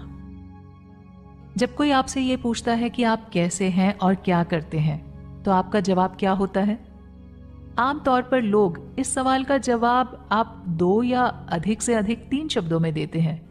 जैसे यदि आप दिल्ली में रहते हैं और कोई आपसे पूछे कि आप कहाँ से हो, तो इसके जवाब में आप शायद ये कहेंगे कि जी मैं दिल्ली में रहता हूँ। इसी प्रकार का जवाब आप क्या करते हैं कि सवाल पर भी देते हैं।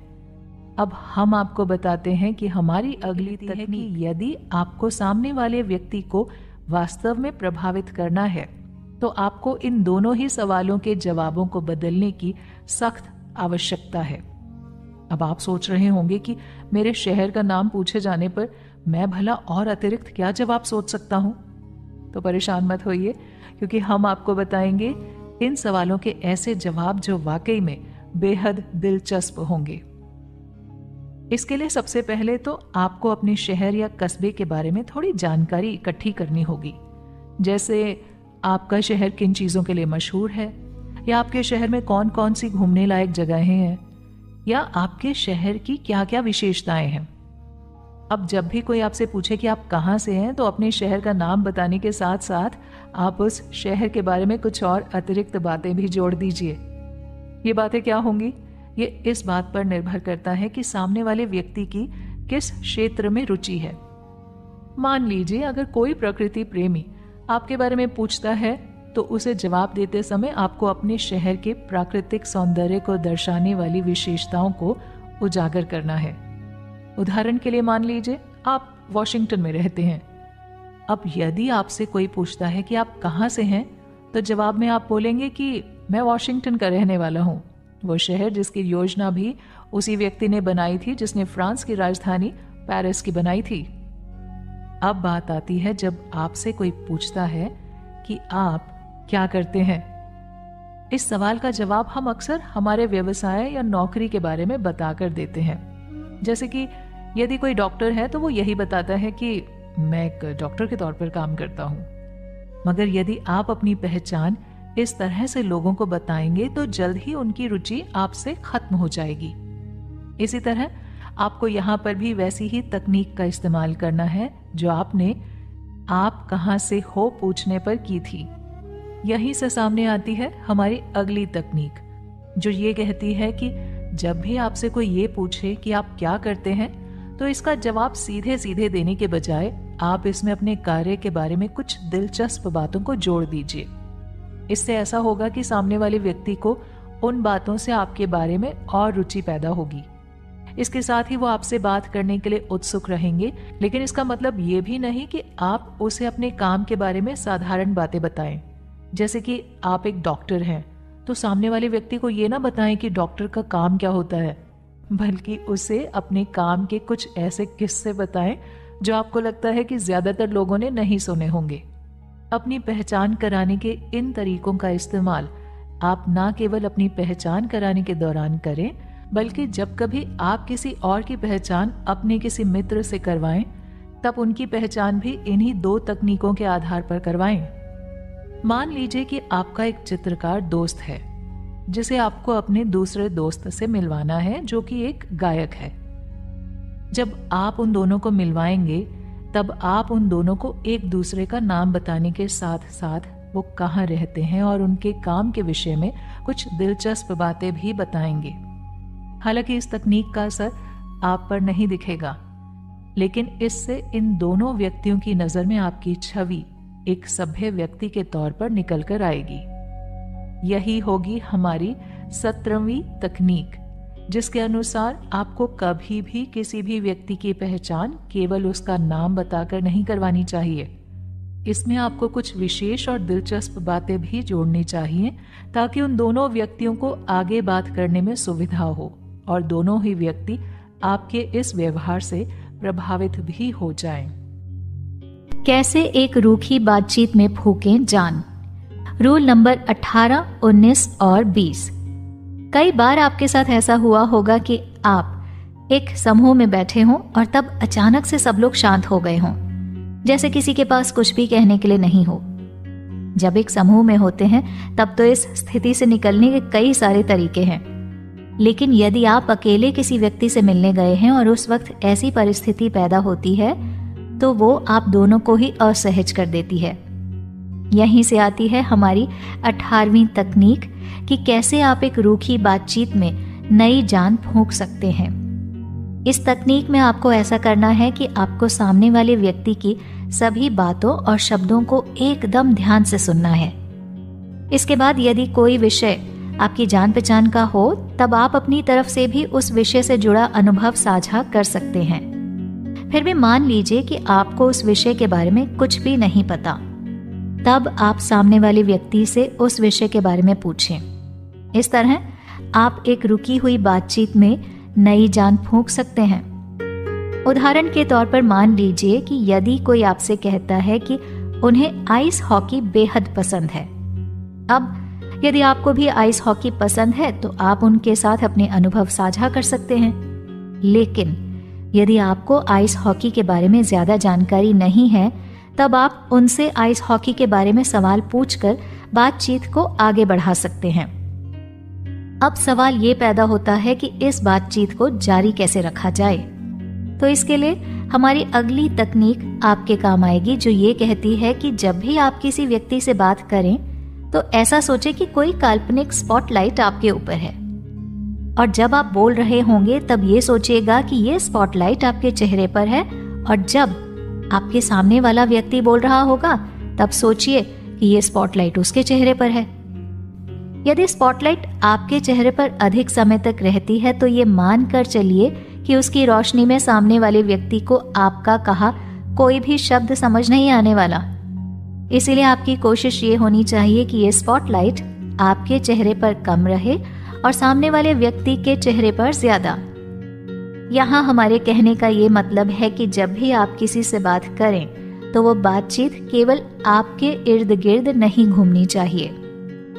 इन सभी तकनीकों का इस्तेमाल करने के बावजूद हमें अब तक इस सवाल का जवाब नहीं मिला है कि हम किसी से बातचीत को आगे कैसे बढ़ाएं। आपको ये जानकर हैरानी होगी कि लगभग हर व्यक्ति को ये समस्या कभी न कभी देखने को मिलती है। कई बार हमारी मानसिक स्थिति ऐसी नहीं होती कि हम उसी वक्त कोई नई बात निकालकर उस व्यक्ति को बताएं। ऐसी स्थिति में ये प्रयास बिल्कुल न करें कि आपको कोई बात करनी जरूरी है। इसके बजाय आप ये जिम्मेदारी सामने वाले व्यक्ति को सौंप दीजिए। यही है हमारी 20वीं तकनीक, जो ये कहती है कि जब भी आप कोई नई बात ना सोच पा रहे हो तो सामने वाले व्यक्ति द्वारा की गई आखिरी बात को दोहराएं और उसके बारे में उनसे कुछ बात करें। इस तरह से आप अपनी बातचीत को भी आगे जारी रख पाएंगे। एक खुशनुमा बातचीत का माहौल कैसे बनाएं? रूल नंबर 21, 22 और 23। आपके साथ कई बार ऐसा होता होगा कि आपके द्वारा बताई गई किसी बात को लोग आपसे बार बार सुनना चाहते हो, या आपको किसी व्यक्ति की बताई बात सुनने का दिल करता हो। ये एक बेहद शानदार तकनीक होती है जिससे आप एक ही बात को दोबारा कहकर भी सामने वाले व्यक्ति को बेहद प्रभावित कर सकते हैं। इससे आपकी बातचीत का माहौल भी बेहद खुशनुमा बन सकता है। इस तकनीक का इस्तेमाल करने के लिए आपको अपनी कोई ऐसी पुरानी बात सामने वाले व्यक्ति से करनी होगी जिसमें आपके जीवन का कोई खास क्षण शामिल हो। कहने का मतलब यह है कि जब भी आप किसी से इस तरह की बात करें तो एक बार ऐसा हुआ कहकर अपनी बात की शुरुआत करें और ऐसे ही अपनी बातचीत जारी रखें। ये चीजें ऐसी होती हैं कि सामने वाले का ध्यान बहुत जल्दी आकर्षित करती हैं और यदि आपके पास वाकई में कोई दिलचस्प कहानी होती है जो आपके जीवन से जुड़ी है, तो अवश्य ही यह सामने वाले व्यक्ति को और अधिक प्रभावित करेगी। इससे आपकी बातचीत को एक नई सकारात्मकता दिशा मिलेगी। आपके पास अगर अपनी खुद की कोई कहानी या पुरानी बात ना हो, तो आप जिस समूह में बैठे हैं उसमें से किसी व्यक्ति को उनके जीवन की कोई बात याद दिलाकर उस घटना पर बात करनी शुरू कर दें। इसके लिए आपको अपने मित्रों से जुड़ी सभी प्रकार की घटनाओं और कहानियों के बारे में पता होना चाहिए। इस तकनीक को इस्तेमाल करते समय आप इस बात का ध्यान रखें कि कहानी में बताने वाले व्यक्ति की प्रशंसा होनी चाहिए। कोई भी व्यक्ति एक ऐसी कहानी नहीं बताना चाहेगा जिसमें उसको कोई नुकसान हुआ हो। इस तकनीक का एक फायदा और है कि जब वो व्यक्ति पूरे समूह को अपनी कहानी बताने में पूरी तरह से मशगूल हो जाए, तब आप उस बातचीत को छोड़कर आसानी से जा सकते हैं। तो ये तकनीक आपके लिए किसी भी बातचीत को छोड़कर जाने में काफी मददगार साबित होगी। इस बातचीत के दौरान आपको हमेशा एक सकारात्मक दृष्टिकोण वाले व्यक्ति के तौर पर नजर आना चाहिए। हमारी 22वीं तकनीक इसी बारे में है, जो ये कहती है कि किसी के सामने यदि आपको एक सकारात्मक व्यक्ति के तौर पर उभर कर आना है, तो ये काम आप 1 या 2 दिन में नहीं सीखने के लिए आपको थोड़े धैर्य की आवश्यकता होगी। इस तकनीक के अनुसार एक सकारात्मक व्यक्ति हमेशा खुलकर लोगों से बात करता है और उसकी मुस्कुराहट भी खुलकर आती है। इससे सामने वाले व्यक्ति को इस बात का पता लगने लगता है कि आप एक सकारात्मक दृष्टिकोण रखने वाले व्यक्ति हैं। आपके साथ कई बार ऐसा हुआ होगा जब आप कोई नई और दिलचस्प बात नहीं सोच पाते। ऐसी स्थिति में आपका ये जानना बेहद आवश्यक है कि कैसे आप हर वक्त कुछ ऐसा बोलें जो सामने वाले व्यक्ति को दिलचस्प लगे। हमारी अगली तकनीक इसी बारे में है, जिसके अनुसार आपको बस इतना करना है कि आपको हर दिन की नवीनतम खबरों के बारे में एक साधारण सी जानकारी रखनी है।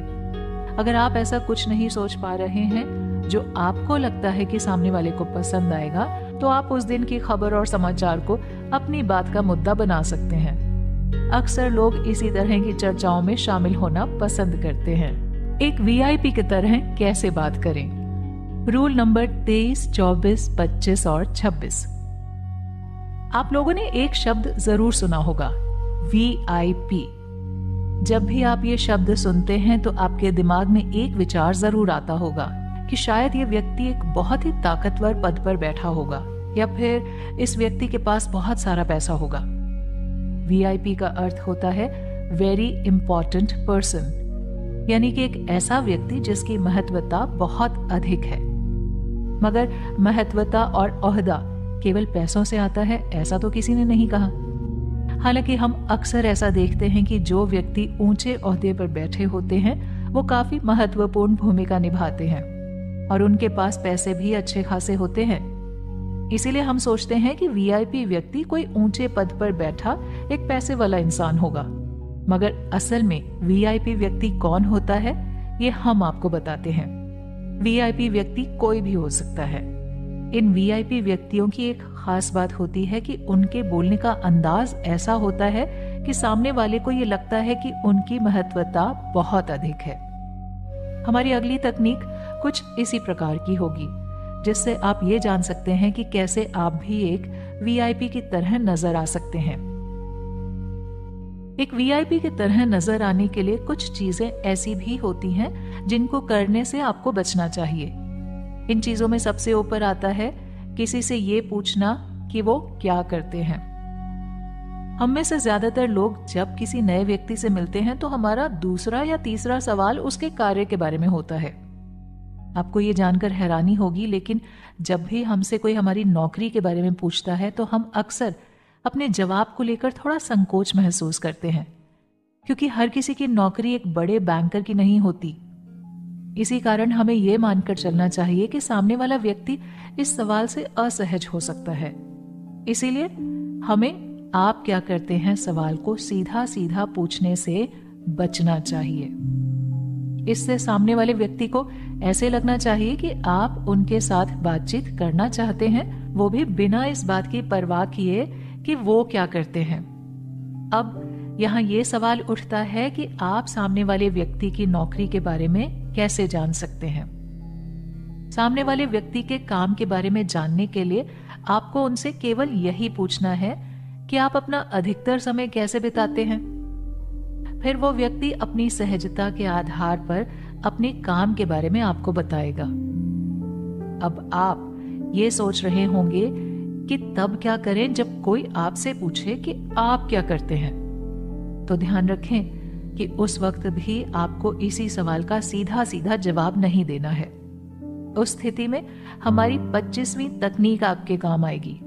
हमारी 25वीं तकनीक ये कहती है कि जब भी आपसे कोई ये पूछे कि आप क्या काम करते हैं, तो जवाब देने से पहले आप अपने आप से ये सवाल करें कि उस व्यक्ति को आप में क्या दिलचस्पी हो सकती है।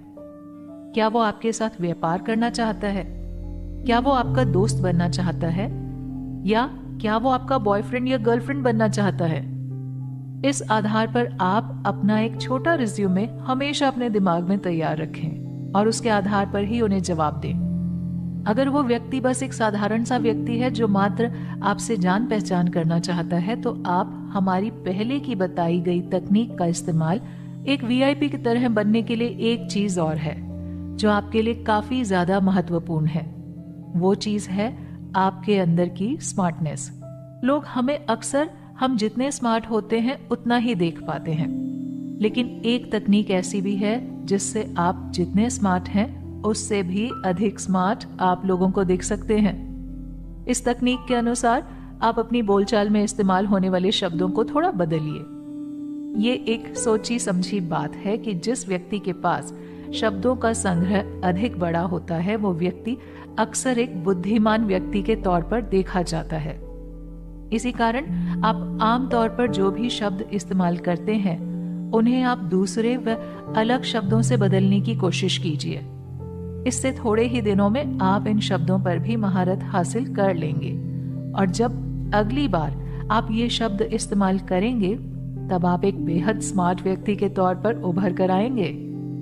उतावलेपन से कैसे बचें? रूल नंबर 27, 28 और 29। उस इंसान के साथ अपनी पहली मुलाकात को याद कीजिए जिसके साथ आपकी कई आदतें मिलती हों।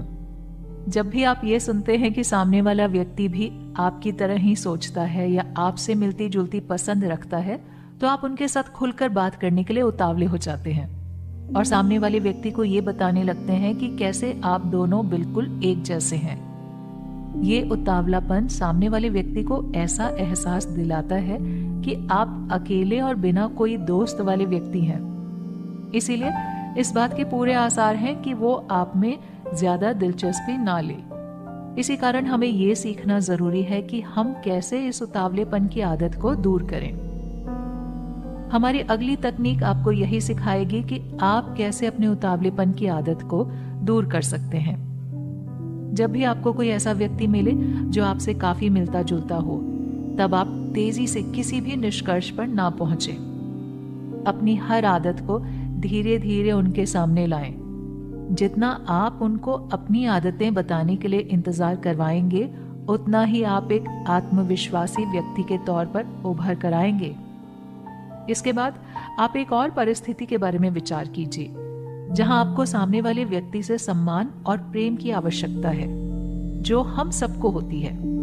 तो क्या ऐसी भी कोई तकनीक है जिससे आप सामने वाले व्यक्ति का प्रेम या आदर हासिल कर सकते हैं? इसके लिए आपको बस एक साधारण सी बात ध्यान में रखनी है कि जब भी आप किसी से बात करें तो हमेशा बातचीत की शुरुआत सामने वाले व्यक्ति के बारे में बात करके करें, ना कि खुद के बारे में। इसका कारण ये है कि हम जब भी किसी व्यक्ति को ये बताते हैं कि हमारे मन में उनके प्रति कितना सम्मान है, तो वो अपने आप ही हमें सम्मान देता है। अब जब आप इतनी सारी तकनीकें सीख चुके हैं, तो ऐसा संभव है कि लोग ये देखने लगें कि आप हर व्यक्ति से इतनी ही गर्मजोशी के साथ मुस्कुरा कर बात करते हैं। इसका असर ये भी हो सकता है कि लोग ये समझना बंद कर दें कि आप उन्हें अपने लिए एक विशेष व्यक्ति मानते हैं। हमारी अगली तकनीक आपको ये सिखाएगी कि कैसे लोगों को ये महसूस करवाएं कि वो एक खास व्यक्ति हैं। आप जब भी किसी व्यक्ति से मिले तो उस व्यक्ति के लिए एक विशेष प्रकार की मुस्कुराहट अपने दिमाग में सोच कर रखें। जो व्यक्ति आपके लिए जितना खास है उसे उसी प्रकार की मुस्कुराहट दें। हर जगह पर एक ही तरह से मुस्कुराना आपकी मुस्कुराहट को लोगों के लिए झूठा साबित कर सकता है। इसलिए जो लोग आपके बहुत करीब हैं उनको एक विशेष मुस्कुराहट दें, ताकि उन्हें ये एहसास हो कि वो आपके जीवन में एक विशेष स्थान रखते हैं। किसी के सामने बेवकूफ दिखने से कैसे बचें? रूल नंबर 30 से 33। कई बार हम बातचीत करते करते ये भूल जाते हैं कि वो कौन सी बातें हैं जो हमें एक बेवकूफ की तरह प्रदर्शित कर सकती हैं। इसी कारण हम जब भी कुछ बोलते हैं तो हमें इस बात का पूरा ध्यान रखना चाहिए कि कहीं ये बात हमें एक बेवकूफ की तरह तो नहीं दिखाएगी। हमारी 30वीं तकनीक आपको यही सिखाएगी कि कैसे आप बेवकूफी भरी बातें करने से खुद को बचा सकते हैं।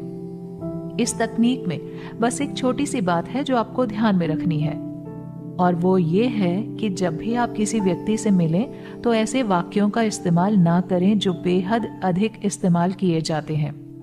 इन वाक्यों को बार बार इस्तेमाल किए जाने पर आप एक ऐसे व्यक्ति के तौर पर उभर कर आएंगे जिसे सोचने का संयम नहीं है, और सामने वाला व्यक्ति आपको बेवकूफ समझने लगेगा। खुद को बेवकूफी करने से बचाने के बाद अब बारी है खुद को एक करने की। हमारी अगली तकनीक आपको ये सिखाएगी कि कैसे आप एक प्रेरणादायक वक्ता की तकनीकों का इस्तेमाल करके खुद को एक बेहतरीन व्यक्ति के तौर पर प्रदर्शित कर सकते हैं। इसके लिए आपको ये ध्यान रखना है कि जब भी आप कोई बात कहें तो उस बात का संदर्भ सबसे मिलता जुलता होना चाहिए। वो बात एक बुद्धिमत्ता पूर्ण बात होनी चाहिए जिसमें थोड़ी लय, और यदि माहौल अच्छा हो तो बाद में थोड़ा मजाकिया अंदाज भी लाया जा सकता है। इस तकनीक के साथ आप अपनी बात को उतनी ही आसानी से लोगों के दिमाग तक पहुंचा सकते हैं जैसे एक प्रेरणादायक वक्ता अपने श्रोताओं तक अपनी बात पहुंचाता है। बेवकूफी भरी एक और बड़ी गलती जो अक्सर लोग करते हैं वो ये है कि अक्सर लोग शब्दों के जाल में फंस जाते हैं। वो कई बार सामने वाले व्यक्ति को नाराज ना करने के लिए शब्दों के साथ हेरा फेरी करने की कोशिश करते हैं, जो अपने आप में एक बेहद गलत निर्णय है। बेवकूफी करने से बचने के लिए आपको हमेशा जो शब्द आपके दिमाग में होते हैं उन्हें कहने की क्षमता रखनी चाहिए। ऐसे व्यक्ति भले ही एक बार के लिए किसी को अकड़ू नजर आएंगे, लेकिन धीरे धीरे लोग ये समझ जाएंगे कि वास्तव में आप अपनी जगह पर सही है। इस तकनीक से आप अपने जीवन की कई सारी गैर जरूरी समस्याओं से बच सकते हैं।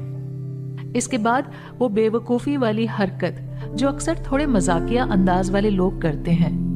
कई बार हमें सामने वाले व्यक्ति के बारे में कुछ ऐसा पता चलता है जो हमारी नजर में काफी मजाकिया होता है। अब कई लोग यहाँ पर ये गलती करते हैं कि वो इस बात पर उस व्यक्ति का मजाक उड़ाने लगते हैं, लेकिन हमारी इस अगली तकनीक के अनुसार आपको कभी भी किसी और का मजाक नहीं उड़ाना चाहिए।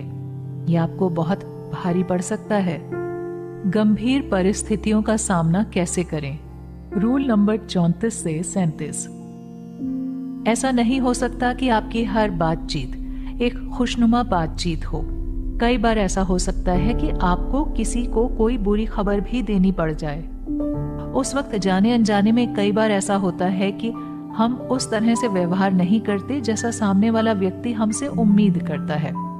उदाहरण के लिए, यदि आपको किसी को कोई बुरी खबर देनी हो और आप अगर ये खबर उस व्यक्ति को मुस्कुराते हुए दें, तो अवश्य ही वो व्यक्ति आपके बारे में अच्छा नहीं सोचेगा। हमारी अगली तकनीक यही बताती है कि जब भी आप किसी को कोई बात बोलें, तो उस वक्त अपने मूड को दरकिनार कर उस खबर को सुनकर सामने वाले व्यक्ति की क्या प्रतिक्रिया होगी, उस आधार पर अपने चेहरे के भाव और अपना व्यवहार रखें।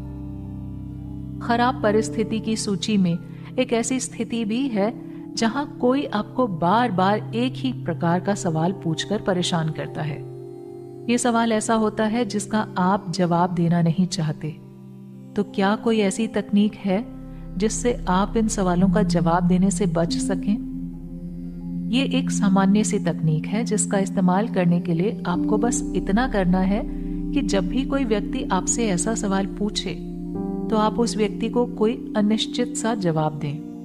जब वो व्यक्ति एक स्पष्ट जवाब के लिए फिर से आपसे सवाल पूछे तो आप वही जवाब दोबारा दोहराएं। आपने राजनेताओं और बड़े बड़े सेलिब्रिटीज को ऐसे कई विवादास्पद सवालों के जवाब देते सुना होगा। इस तरह वो सामने वाले व्यक्ति को भी चुप करा देते हैं। अब बात करते हैं हमारी अगली तकनीक की। आप अपने पसंदीदा अभिनेता या अभिनेत्री के बारे में सोचिए। अब ये उम्मीद कीजिए कि वो सेलिब्रिटी आपके सामने खड़ा है, तब आप उनसे क्या बात करेंगे? आप जरूर नर्वस हो जाएंगे, लेकिन एक ऐसी तकनीक भी है जिससे आप ये सीख सकते हैं कि जब कभी भी आप किसी सेलिब्रिटी से मिले तो उनसे कैसे बेहतरीन तरीके से बात करें। इस तकनीक में एक साधारण सा नियम शामिल है कि जब भी आप किसी प्रसिद्ध हस्ती से मिलें तो बार बार उनके काम की प्रशंसा ना करें, क्योंकि ये एक ऐसी चीज है जिसको सुनने के वो आदी हो चुके हैं। आप बस उतना कहिए कि आप उन्हें देखकर अच्छा महसूस कर रहे हैं। अगर आपको उनके काम की तारीफ ही करनी है तो उनके नवीनतम काम के बारे में बताएं, ना कि उनके पुराने काम के बारे में जो उनके दिमाग में काफी धुंधला हो चुका हो।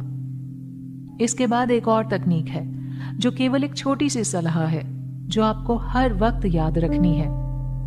हम जब भी किसी को थैंक यू बोलते हैं तो हम केवल थैंक यू ही बोलते हैं, लेकिन कभी भी सिर्फ थैंक यू ना बोलकर इसके साथ जिस कार्य के लिए आप उनको शुक्रिया कहना चाहते हैं उसको भी जोड़ दें। उदाहरण के लिए, जैसे मेरी मदद करने के लिए आपका शुक्रिया।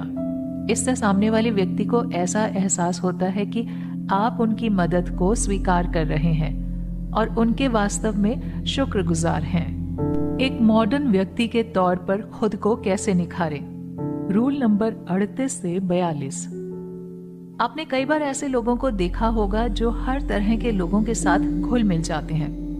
उन लोगों को बहुत ज्यादा जानकारी होती है और वो आसानी से हर समूह का केंद्र बन जाते हैं। आप सोचते होंगे कि इन लोगों में ऐसा क्या है जो हर चीज की जानकारी रख लेते हैं। ऐसे लोगों को मॉडर्न कहा जाता है। मॉडर्न व्यक्ति का अर्थ वो लोग नहीं होते जो नए और ब्रांडेड कपड़े पहनते हों, बल्कि ये ऐसे लोग होते हैं जो अपने आसपास चल रही चीजों को लेकर बहुत जागरूक होते हैं। हमारी ये तकनीक आपको सिखाएगी कि कैसे आप भी एक मॉडर्न व्यक्ति बन सकते हैं।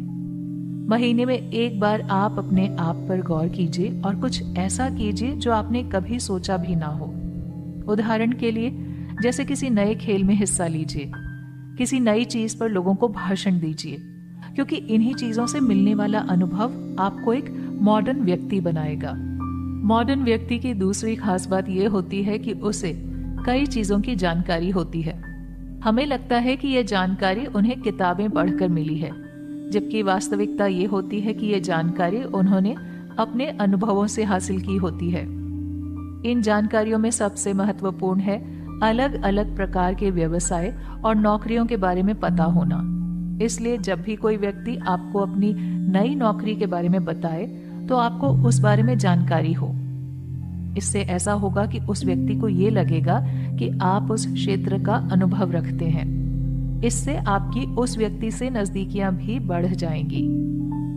अब आप सोच रहे होंगे कि भला हम उनकी नौकरी के बारे में ज्यादा क्या बात कर सकते हैं। तो यहाँ काम आएगी हमारी 40वीं तकनीक, जो ये कहती है कि आपको हर मुख्य व्यवसाय में चल रहे मुद्दों के बारे में जानकारी रखनी चाहिए।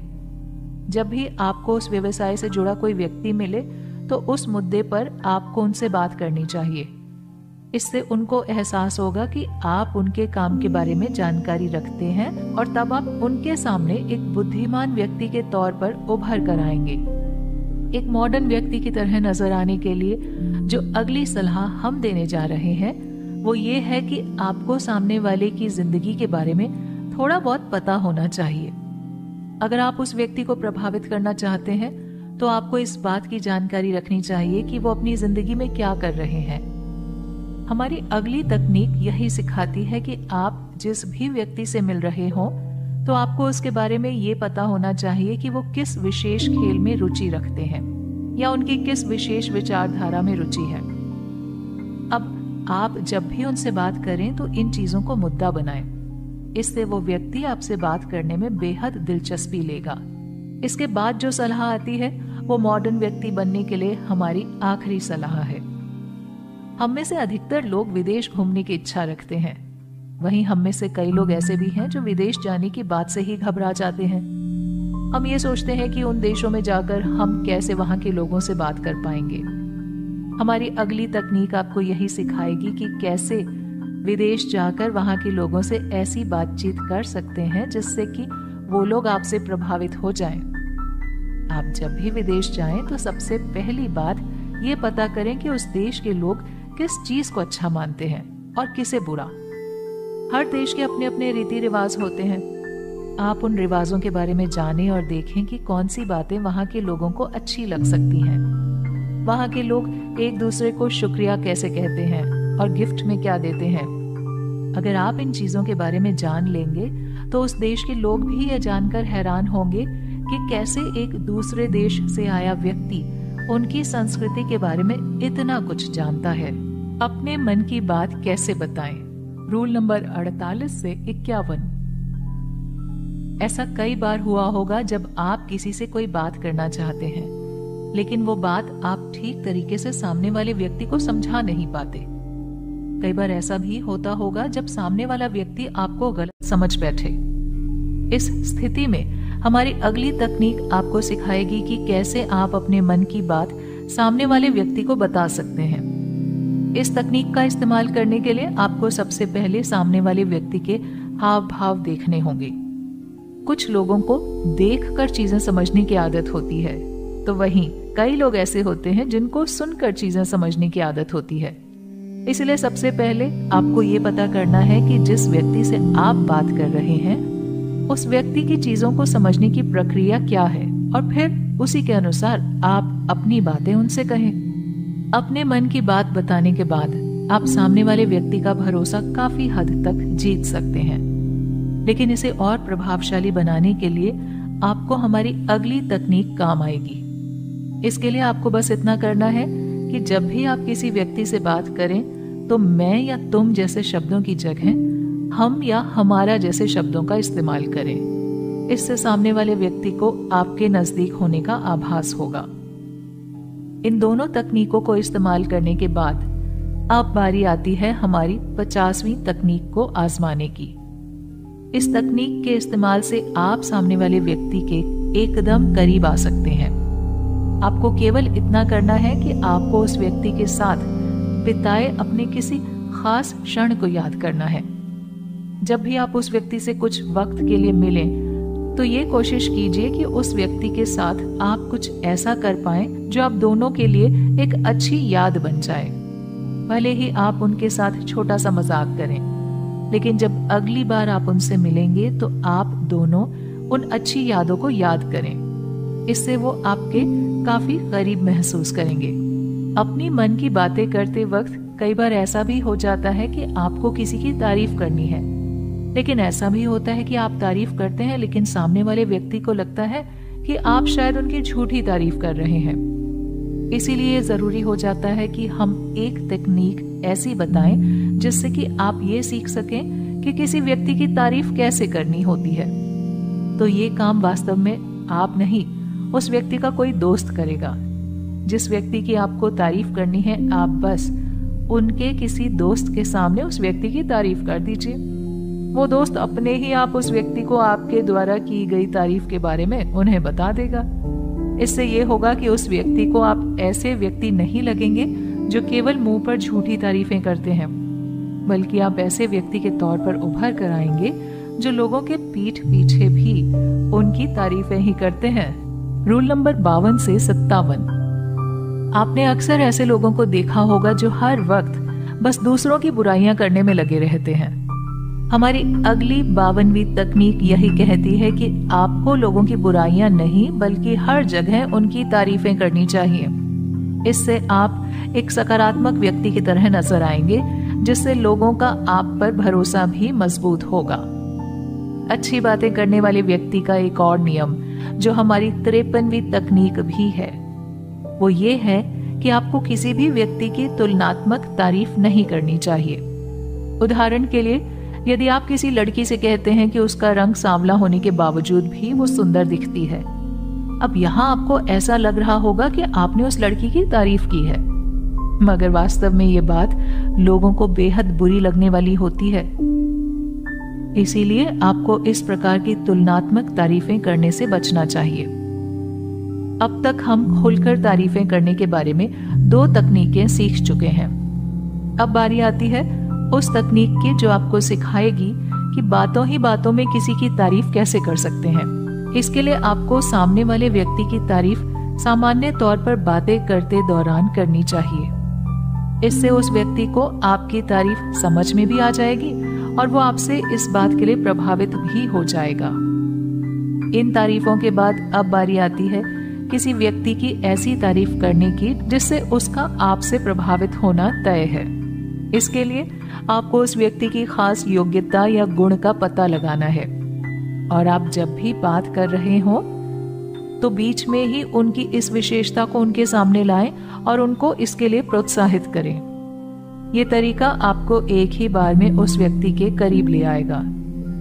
सामने वाले व्यक्ति को प्रभावित करने के लिए जरूरी नहीं है कि आप हर बार उस व्यक्ति की तारीफों के पुल बांधें। कुछ बातें छोटी होती हैं, लेकिन उन बातों से लोगों को आसानी से प्रभावित किया जा सकता है।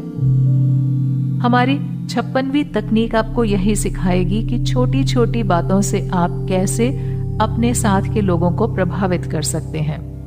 उदाहरण के लिए, आप आज अच्छे दिख रहे हैं, ये काम आपने बढ़िया किया या बहुत खूब इत्यादि जैसी तारीफ करके आप उस व्यक्ति की नजरों में एक सकारात्मक व्यक्ति की पहचान बना लेंगे। इसके बाद बारी आती है प्रशंसा करने के लिए सही समय की। प्रशंसा या तारीफ तभी करना सही होता है जब सामने वाले व्यक्ति को उसकी सबसे अधिक जरूरत होती है। जैसे मान लीजिए कि कोई व्यक्ति स्टेज से गाना या डांस करके उतरा हो, तब वो अपने मन में शायद यही सोच रहा होगा कि उसका प्रदर्शन कैसा होगा।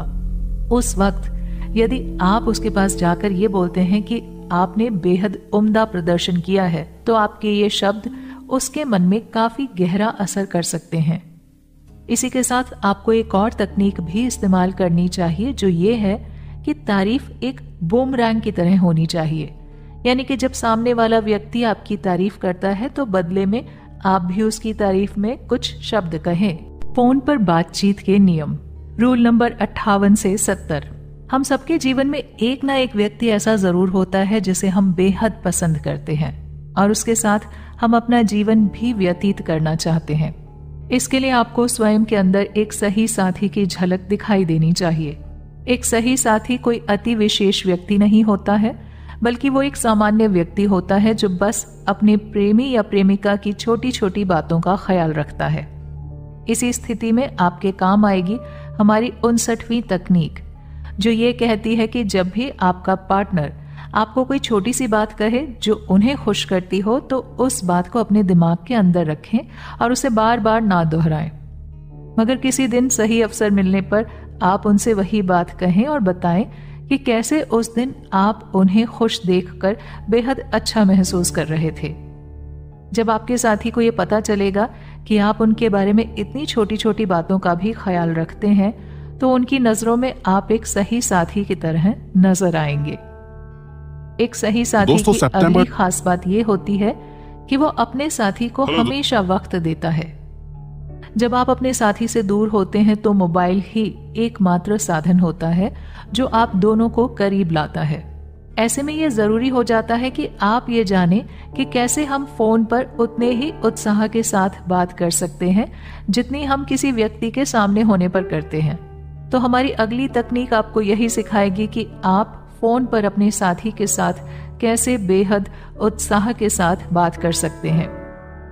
इस तकनीक को इस्तेमाल करने के लिए आपको केवल इतना करना है कि जब भी आपका साथी आपको कॉल करे तो आपको हर बात को अलग तरीके से बोलना है। उदाहरण के लिए, जब आप मुस्कुराते हैं तो वो मुस्कुराहट आपके आवाज के अंदर महसूस होनी चाहिए। जब आप खुश होते हैं तो आपकी खुशी आपकी आवाज में महसूस होनी चाहिए। इससे आपके साथी को ये पता चलेगा कि आप उनसे बात करके बहुत खुश हैं।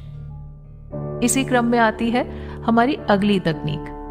अक्सर आपसे फोन पर बात करने वाला व्यक्ति आपसे काफी दूर होता है। ऐसे में आपको अपने साथी को ये महसूस कराना है कि आप उनके बेहद करीब हैं। इसलिए आप जिस नाम से उन्हें पुकारते हैं उस नाम को बार बार फोन पर दोहराते रहें। जब भी आप किसी का नाम लेते हैं तो आपको उस व्यक्ति का ध्यान मिलता है। इससे उसको लगता है कि आप लगातार उनके संपर्क में हैं और उनके करीब हैं। क्या आपको पता है कि जब भी आपका साथी आपको फोन करता है तो आपको उससे सबसे पहले क्या कहना चाहिए? ये भी एक बहुत जरूरी बात होती है और अक्सर लोग यहीं पर गलती कर बैठते हैं। हमारी ये तकनीक आपको सिखाएगी कि जब भी आपका साथी या कोई अजीज दोस्त आपको फोन करे तो सबसे पहले आप उससे सामान्य तरह से बात करें। इसके बाद जैसे ही आप अपने साथी या दोस्त की आवाज सुने तो एक उत्साह भरी आवाज के साथ उनसे बात करें। इससे उन्हें यह मालूम चलेगा कि आप हर किसी से इतनी खुशी के साथ बात नहीं करते, आप केवल अपने करीबी लोगों से ही इतने उत्साह के साथ बात करते हैं। फोन करने वाले हमेशा आपको खुश करें ये बिल्कुल जरूरी नहीं है। मान लीजिए आप एक कंपनी में काम करते हैं और आपको कोई व्यक्ति अनावश्यक तौर पर फोन किए जा रहा है। ऐसे व्यक्ति को आप सीधा सीधा मना भी नहीं कर सकते। ऐसी स्थिति में आपको बचाएगी हमारी 63वीं तकनीक। इस तकनीक में आपको बस इतना करना है कि अपने सहयोगी उठाने के लिए कहना है और उस व्यक्ति से एकदम खुशी के साथ उसकी बात करानी है। फोन पर बात करने के लिए एक तकनीक ये भी है कि आप जब भी किसी व्यक्ति को नियमित रूप से फोन करते हैं तो उनके घर व ऑफिस के करीबी लोगों की आवाजों को पहचानें। इसके बाद जब भी उस व्यक्ति के करीबी लोग उनकी जगह पर फोन उठाएं तो आप उनसे भी थोड़ी देर के लिए बातचीत करें। इससे आप उन लोगों के साथ भी अपनी जान पहचान गहरी कर पाएंगे और आपका काम जल्दी होने के आसार भी बढ़ जाएंगे। फोन पर बात करते समय एक और तकनीक आपके बहुत काम आएगी। ये तकनीक कहती है कि आप जब भी किसी व्यक्ति को फोन करते हैं तो फोन करने के ठीक बाद आपको पहला सवाल ये पूछना चाहिए कि ये आपसे बात करने का ठीक समय है। इस तरह से आप किसी भी व्यक्ति को खुद से बात करने पर मजबूर नहीं करेंगे। ऐसी ही एक और तकनीक है जो आपको हमेशा ध्यान में रखनी चाहिए। वो तकनीक है कि जब भी आप किसी व्यक्ति से बात कर रहे हों और उसी दौरान आपको उनके पीछे से किसी चीज की आवाज आए, जैसे किसी व्यक्ति द्वारा उन्हें बुलाने की, कुत्ते की भौंकने की या किसी बच्चे के रोने की, तो आप तुरंत उनसे पूछें कि क्या वो अभी व्यस्त हैं। इससे यदि वो व्यक्ति व्यस्त होगा भी तब भी आप उसको एक बेहद ही सहज व्यक्ति के तौर पर नजर आएंगे। फोन के साथ साथ जब भी आप किसी को वॉइस मेल भेजें तो अपनी वॉइस मेल को हमेशा साधारण रखें। वॉइस मेल में घुमा फिराकर बात ना करके सीधा मुद्दे की बात करें। यही हमारी अगली तकनीक भी है। आपके साथ ऐसा कितनी बार हुआ होगा जब आप किसी को फोन करते हैं तो वो फोन उठाकर कहते हैं कि वो थोड़ी देर में वापस फोन करेंगे, लेकिन उनका फोन वापस नहीं आता, मगर आप उनके फोन का इंतजार करते रहते हैं। हमारी अगली तकनीक आपको यही सिखाएगी कि किसी व्यक्ति को आप ऐसा क्या बोलें जिससे वो व्यक्ति आपको दोबारा फोन करे। इसके लिए जब भी आप किसी को फोन करें तो ऐसा सोचिए जैसे आप किसी हॉलीवुड फिल्म के ऑडिशन के लिए जा रहे हो, जहां आपके पास सिर्फ 10 सेकंड है अपनी बात कहने के लिए। इन्हीं 10 सेकंड में आपको जो जरूरी बात कहनी है वो कह दीजिए। इसके बाद वो व्यक्ति आपको वापस फोन करेगा। ये पूरी तरह से संभव है। अब बात करते हैं जब भी आप किसी महत्वपूर्ण व्यक्ति से बात करने के लिए उन्हें फोन करते हैं। ऐसे में अक्सर उनके सेक्रेटरी आपको कोई सेल्समैन समझकर आपकी बात उस वीआईपी व्यक्ति से नहीं कराते। हमारी अगली तकनीक में हम आपको ये सिखाएंगे कि कैसे आप वीआईपी व्यक्ति के सेक्रेटरी से ऐसी बातें करें जिनसे उनको लगे कि आप उस वीआईपी व्यक्ति के अच्छे दोस्त हैं। इसके लिए आपको ये करना है कि जब भी आप ऐसे वीआईपी व्यक्ति को फोन करें और उनके सेक्रेटरी फोन उठाए तो आपको बस ये कहना है कि हेलो मिस्टर, मैं फलां व्यक्ति बोल रहा हूँ। इसमें आप अपना नाम लेंगे और उसके बाद आप कहेंगे कि क्या वो वीआईपी व्यक्ति का नाम जिससे आप बात करना चाहते हैं अभी अंदर है। अब जब आप उस वीआईपी व्यक्ति के बारे में इतने साधारण होकर बात करेंगे तो उनके सेक्रेटरी को भी यही लगेगा कि शायद आप दोनों अच्छे दोस्त हैं। इससे आपकी और उस वीआईपी की बातचीत होने के आसार बढ़ जाएंगे। फोन पर बातचीत के लिए हमारी आखिरी तकनीक यानी तकनीक नंबर 70 में आप ये सीखेंगे कि जब भी आपका कोई व्यावसायिक फोन आए तो उसे रिकॉर्ड अवश्य करें, फिर उस रिकॉर्डिंग को 1 या 2 बार फिर से सुनें। इससे आपको खुद पता चलेगा कि आपकी कौन सी बातें आपके सहायक व्यापारियों को असहज कर सकती है। पार्टियों में होने वाली गलतियों से कैसे बचें? रूल नंबर 71 से 77। आपने कई बार ऐसा महसूस किया होगा कि अक्सर आप पार्टियों में बैठकर ये उम्मीद कर रहे होते हैं कि कोई व्यक्ति आपसे आकर बात करे, लेकिन पूरी पार्टी के दौरान कोई व्यक्ति आपसे आकर बात नहीं करता। तब आप ये सोचते हैं कि क्यों कोई आकर आपसे बात नहीं कर रहा। तो हम आपको बता दें कि कुछ ऐसी गलतियां होती हैं जो कई लोग पार्टियों के दौरान करते हैं। हमारी अगली कुछ तकनीकें आपको यही सिखाएंगी कि कैसे आप इन गलतियों से बचकर पार्टियों में नए लोगों से मुलाकात कर सकते हैं। इसमें सबसे पहली चीज ये है कि आपको पार्टियों में हर वक्त बस खाते पीते नजर नहीं आना चाहिए। इसके अलावा आप स्वयं भी इस बात का ध्यान रखें कि जब कोई व्यक्ति खाना खा रहा हो तो उस वक्त उसे परेशान ना करें। बाकी लोग भी इसी बात का ध्यान रखते हैं, इसीलिए जब आप कुछ खा पी रहे होते हैं तो लोग आपसे बात करने से बचते हैं। इसी के चलते आप अपना पहला काम ये कीजिए कि खाने या पीने जैसी चीजें आप पार्टियों में एक विशेष समय में ही करें।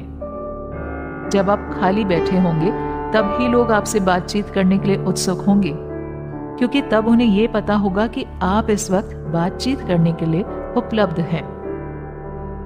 अब बारी ये जानने की आती है कि किसी भी पार्टी में एंट्री कैसे लें। जब भी आप किसी पार्टी में जाएं तो उस कमरे के मुख्य द्वार पर थोड़ी देर के लिए रुकें और एक नजर पूरे कमरे में घुमा लें।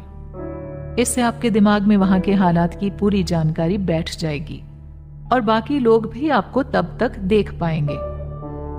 अब जब आप पार्टी में पहुंच जाएं तो मान लीजिए कि वहां एक ऐसा व्यक्ति है जिससे आप बात करना चाहते हैं। ऐसी स्थिति में हमारे दिमाग में अक्सर ये आता है कि हम बातचीत की शुरुआत नहीं करेंगे, लेकिन हमारी 73वीं तकनीक ये सिखाती है कि जब भी आप किसी व्यक्ति से बात करना चाहते हैं तो इस बात का बिल्कुल इंतजार न करें कि सामने वाला व्यक्ति आकर आपसे बात करेगा। आपको खुद ही उस व्यक्ति से बात कर लेनी चाहिए।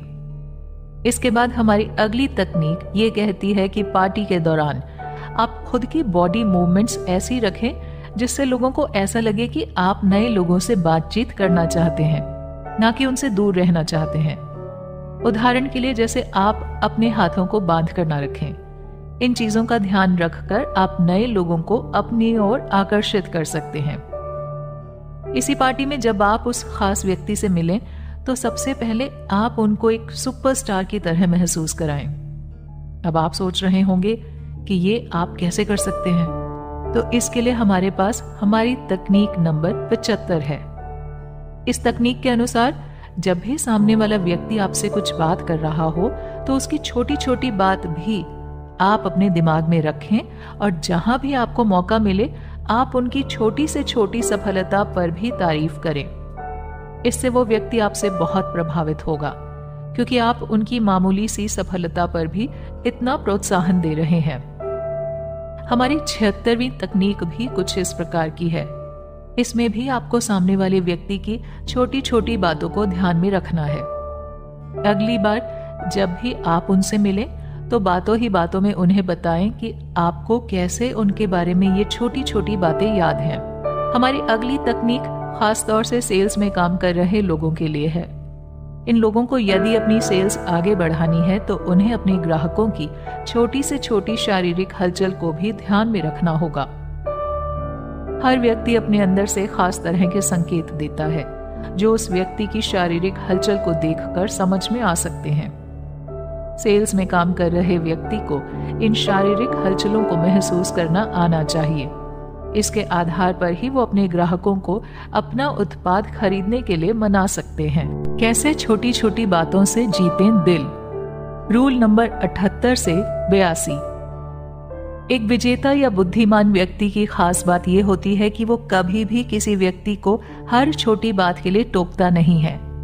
एक समझदार व्यक्ति सामान्य मानव व्यवहार को बहुत अच्छे से समझता है। इसके अलावा वो बातचीत के दौरान होने वाली कई तरह की समस्याओं जैसे अटकना, हकलाना इत्यादि को हमेशा नजरअंदाज करता है।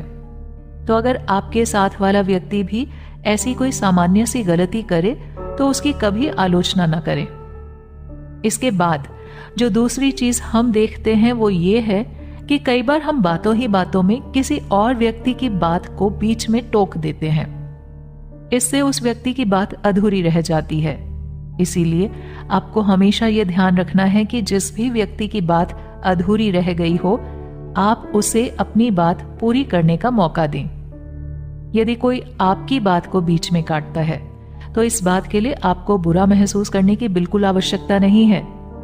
इस तकनीक के बाद हमारी अगली बात की शुरुआत उस तकनीक से होती है जो आपको ये सिखाती है कि जब भी आप किसी व्यक्ति से मदद मांगे तो आप अपने इरादे उन्हें पहले से ही बता दें। ऐसा ना करें कि आप उनसे मदद किसी और चीज के लिए मांग रहे हैं और जब वो आपके पास आए तो आप उनसे अतिरिक्त मदद मांगने लगें।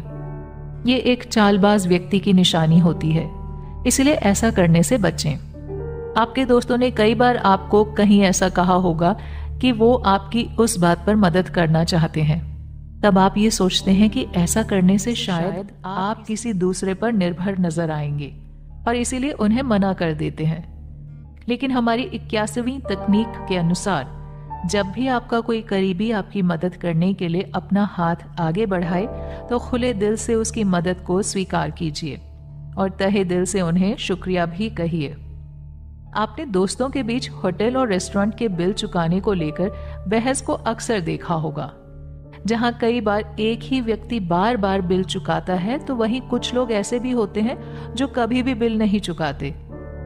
इसीलिए अगर आप अपने समूह के साथ हैं तो बिल चुकाते समय ऐसा कभी ना जताएं कि आप ये बिल चुका रहे हैं, बल्कि लोगों को ऐसा लगना चाहिए कि आप तो मित्रता के कारण ऐसा कर रहे हैं। इससे आपके दोस्तों को अपने आप ही ये एहसास हो जाएगा कि आप अपने सिद्धांतों को लेकर काफी पक्के हैं और अगली बार से वो अपने आप ही बारी बारी बिल देना शुरू कर देंगे। इन गलतियों से बचकर रहें। रूल नंबर 83 से 85। आपने कई बार ऐसे लोगों को देखा होगा जो पार्टियों में जाकर वहां मौजूद अपने प्रतिद्वंदी व्यक्ति से बहस या किसी लड़ाई झगड़े में उलझ जाते हैं। ऐसे में उन दोनों व्यक्तियों के अलावा बाकी सभी लोगों का मूड खराब हो जाता है। तो यदि आप भी लोगों के सामने अच्छा प्रभाव रखना चाहते हैं तो कभी भी इस तरह की जगह पर अपने व्यक्तिगत मामलों की बहस ना करें और अपनी पार्टी का मजा लें। पार्टी के बाद अब बात आती है डाइनिंग टेबल की। डाइनिंग टेबल पर कई बार कुछ लोग ऐसी बातें करते हैं जिससे वहां बैठे सभी लोगों के बीच सन्नाटा छा जाता है। इसीलिए आप ऐसे लोगों में शामिल ना हो। इसके लिए आपको हमारी ये तकनीक सीखनी चाहिए। डाइनिंग टेबल पर कभी ऐसे मुद्दों पर बात नहीं करनी चाहिए जो आगे चलकर बहस में बदल सकते हैं। उदाहरण के लिए, यदि कोई व्यक्ति किसी खास विचारधारा को मानता हो तो उसकी विचारधारा सही है या गलत, इस बारे में बात करने के लिए डाइनिंग टेबल एक सही जगह नहीं है। मान लीजिए कि आपके ऑफिस का कोई दोस्त आपको बाजार या बीच रास्ते में मिल जाता है, तो उस वक्त आपको उस व्यक्ति से क्या बात करनी चाहिए? क्या आपको उससे बिजनेस के बारे में बात करनी चाहिए या उसकी सगाई और शादी के बारे में बात करनी चाहिए? ऐसी स्थिति में हमारी 85वीं तकनीक आपको सिखाएगी कि जब भी आप किसी व्यक्ति से बेहद कम समय के लिए मिलते हैं तो आपकी बातचीत भी ऐसी होनी चाहिए जो बहुत कम समय तक चले, ना कि शादी और बिजनेस जैसे गहरे विषय पर। विषम परिस्थितियों का सामना। रूल नंबर 86 और 87। आमतौर पर लोग ऐसी परिस्थितियों से बचने की कोशिश करते हैं जो उन्हें किसी परेशानी में डाल सकती हैं। लेकिन यदि किसी दिन यही परिस्थितियां आपके सामने आ जाएं तो उस स्थिति में आपको क्या करना है? हमारी अगली कुछ तकनीकें आपको यही सिखाएंगी। कई बार ऐसा होता है कि किसी बहस के दौरान सामने वाला व्यक्ति आपकी बात सुनने के लिए तैयार ही नहीं होता। आप हर तरीके से उस जगह पर सही होते हैं, लेकिन सामने वाला व्यक्ति आपको बोलने का मौका ही नहीं देता। इस कारण आप अपनी बात को ठीक से नहीं रख पाते। ऐसी परिस्थिति में आपको ये करना है कि जिस विषय पर आपकी बहस हो रही है, सबसे पहले आपको उसके बारे में अच्छा खासा ज्ञान होना चाहिए। उसके बाद सामने वाले व्यक्ति को जितना मर्जी हो उतना बोलने दीजिए, और जब वो व्यक्ति बोलकर रुक जाए तब एक एक करके उसकी सभी बातों का खंडन कीजिए। इसी तकनीक के साथ आप उस बहस को जीत जाएंगे। हर बहस का अगला पड़ाव होता है गुस्सा। बहस के दौरान अक्सर दो लोगों में से कोई एक व्यक्ति गुस्सा कर बैठता है, और यदि आपके सामने भी कोई व्यक्ति गुस्सा कर रहा है तो आप उसके गुस्से से खुद को कैसे बचाएंगे? इसके लिए जब भी कोई व्यक्ति गुस्से में आपके सामने कुछ बोल रहा हो तो उस वक्त आप उसके सामने कुछ ना बोलें। उन्हें जो भी बातें बोलनी है उन्हें बोलने दीजिए। फिर जैसे ही वो चुप हो जाएं, तब आप एक एक करके अपनी बात बतानी शुरू करें कि वो कैसे गलत हैं। इससे उस व्यक्ति का गुस्सा भी ठंडा हो जाएगा, और यदि आप किसी समूह के बीच हैं तो बाकी लोगों को भी ये पता चल जाएगा कि आप परिस्थिति को कितना बेहतर तरीके से संभालते हैं। अतिरिक्त विशेष सलाहें। रूल नंबर 88 से 92। अब तक आपने 87 तकनीकें सीख ली हैं।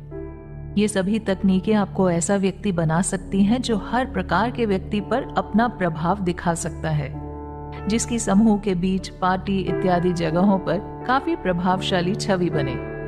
अब हम आपके लिए 5 ऐसी तकनीकें लाए हैं जो आपकी इन सभी 87 तकनीकों के साथ मिलकर 4 चांद लगा देंगी। इसमें सबसे पहली तकनीक आती है कि लोगों से कई मामलों में पीछे रहने के बावजूद आप कैसे लोगों को पसंद आ सकते हैं। इसमें सबसे पहली सलाह यह है कि कभी भी लोगों की हर छोटी गलती पर उनकी आलोचना न करें। अपनी मस्ती के लिए कई बार लोग सामने वाले व्यक्ति की छोटी छोटी बातों की आलोचना करने लग जाते हैं। यदि आप ऐसा नहीं करेंगे तो वो व्यक्ति आपको अपनी नजरों में एक विशेष स्थान देगा। कई बार आपका सामना कुछ बेहद ही चालबाज लोगों से हो सकता है। वैसे तो ऐसे लोगों से जितना हो सके खुद को बचाकर रखना चाहिए, लेकिन जब भी आपकी ऐसी लोगों से कुछ बहस हो जिसमें वो झूठ बोल रहे हों तो उन्हें उसी वक्त उस झूठ के बारे में ना बताएं। जैसे ही वो चुप हो जाएं, तब बस एक ही वाक्य में उन्हें ये कहें कि आपकी ये बात झूठ है और ये आपको मालूम है। इससे सामने वाला व्यक्ति ये समझ जाएगा कि आपको इस बारे में जानकारी है और वो आपके साथ चालबाजी नहीं कर सकता। अब बात करते हैं उस स्थिति की जब आपके सामने कोई सरकारी व्यक्ति या कोई भी ऐसा व्यक्ति मौजूद हो जो आपके काम आ सकता है। उस वक्त अपना काम निकलवाने के लिए एक ऐसी तकनीक है जो आपको बहुत काम आ सकती है। इसके लिए आपको यह करना है कि जब भी वो व्यक्ति किसी और का काम कर रहे हो तो आप उसी वक्त हल्के शब्दों में उनकी तारीफ करें। उदाहरण के लिए आप ऐसा कह सकते हैं कि आप वाकई में अपना काम काफी तेजी से करते हैं। इससे जब आपकी बारी आएगी तो वो व्यक्ति आपकी बात पर खरा उतरने के लिए आपका काम थोड़ा जल्दी करेगा। इसके बाद आती है हमारी एक और महत्वपूर्ण तकनीक। हम में से अधिकतर लोग भीड़ में हमेशा एक मुख्य व्यक्ति बनना चाहते हैं, ना कि किसी के पीछे चलना चाहते हैं।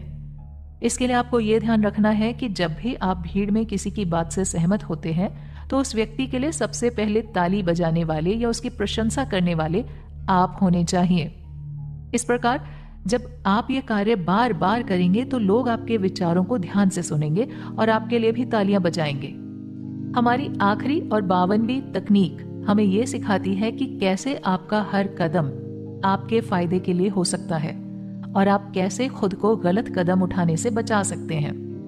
इसके लिए आपको एक बात ध्यान रखनी है कि जब भी आपको कोई फैसला लेना हो तो अपने दिमाग में दोनों विकल्पों के ऊपर एक स्कोर कार्ड बनाकर सोचें। इसके साथ ही आप दोनों ही विकल्पों को अपने विश्लेषण के आधार पर स्कोर दें। अंत में जिस भी विकल्प को ज्यादा स्कोर मिले आप उसे ही अपने अंतिम निर्णय के तौर पर अपनाएं।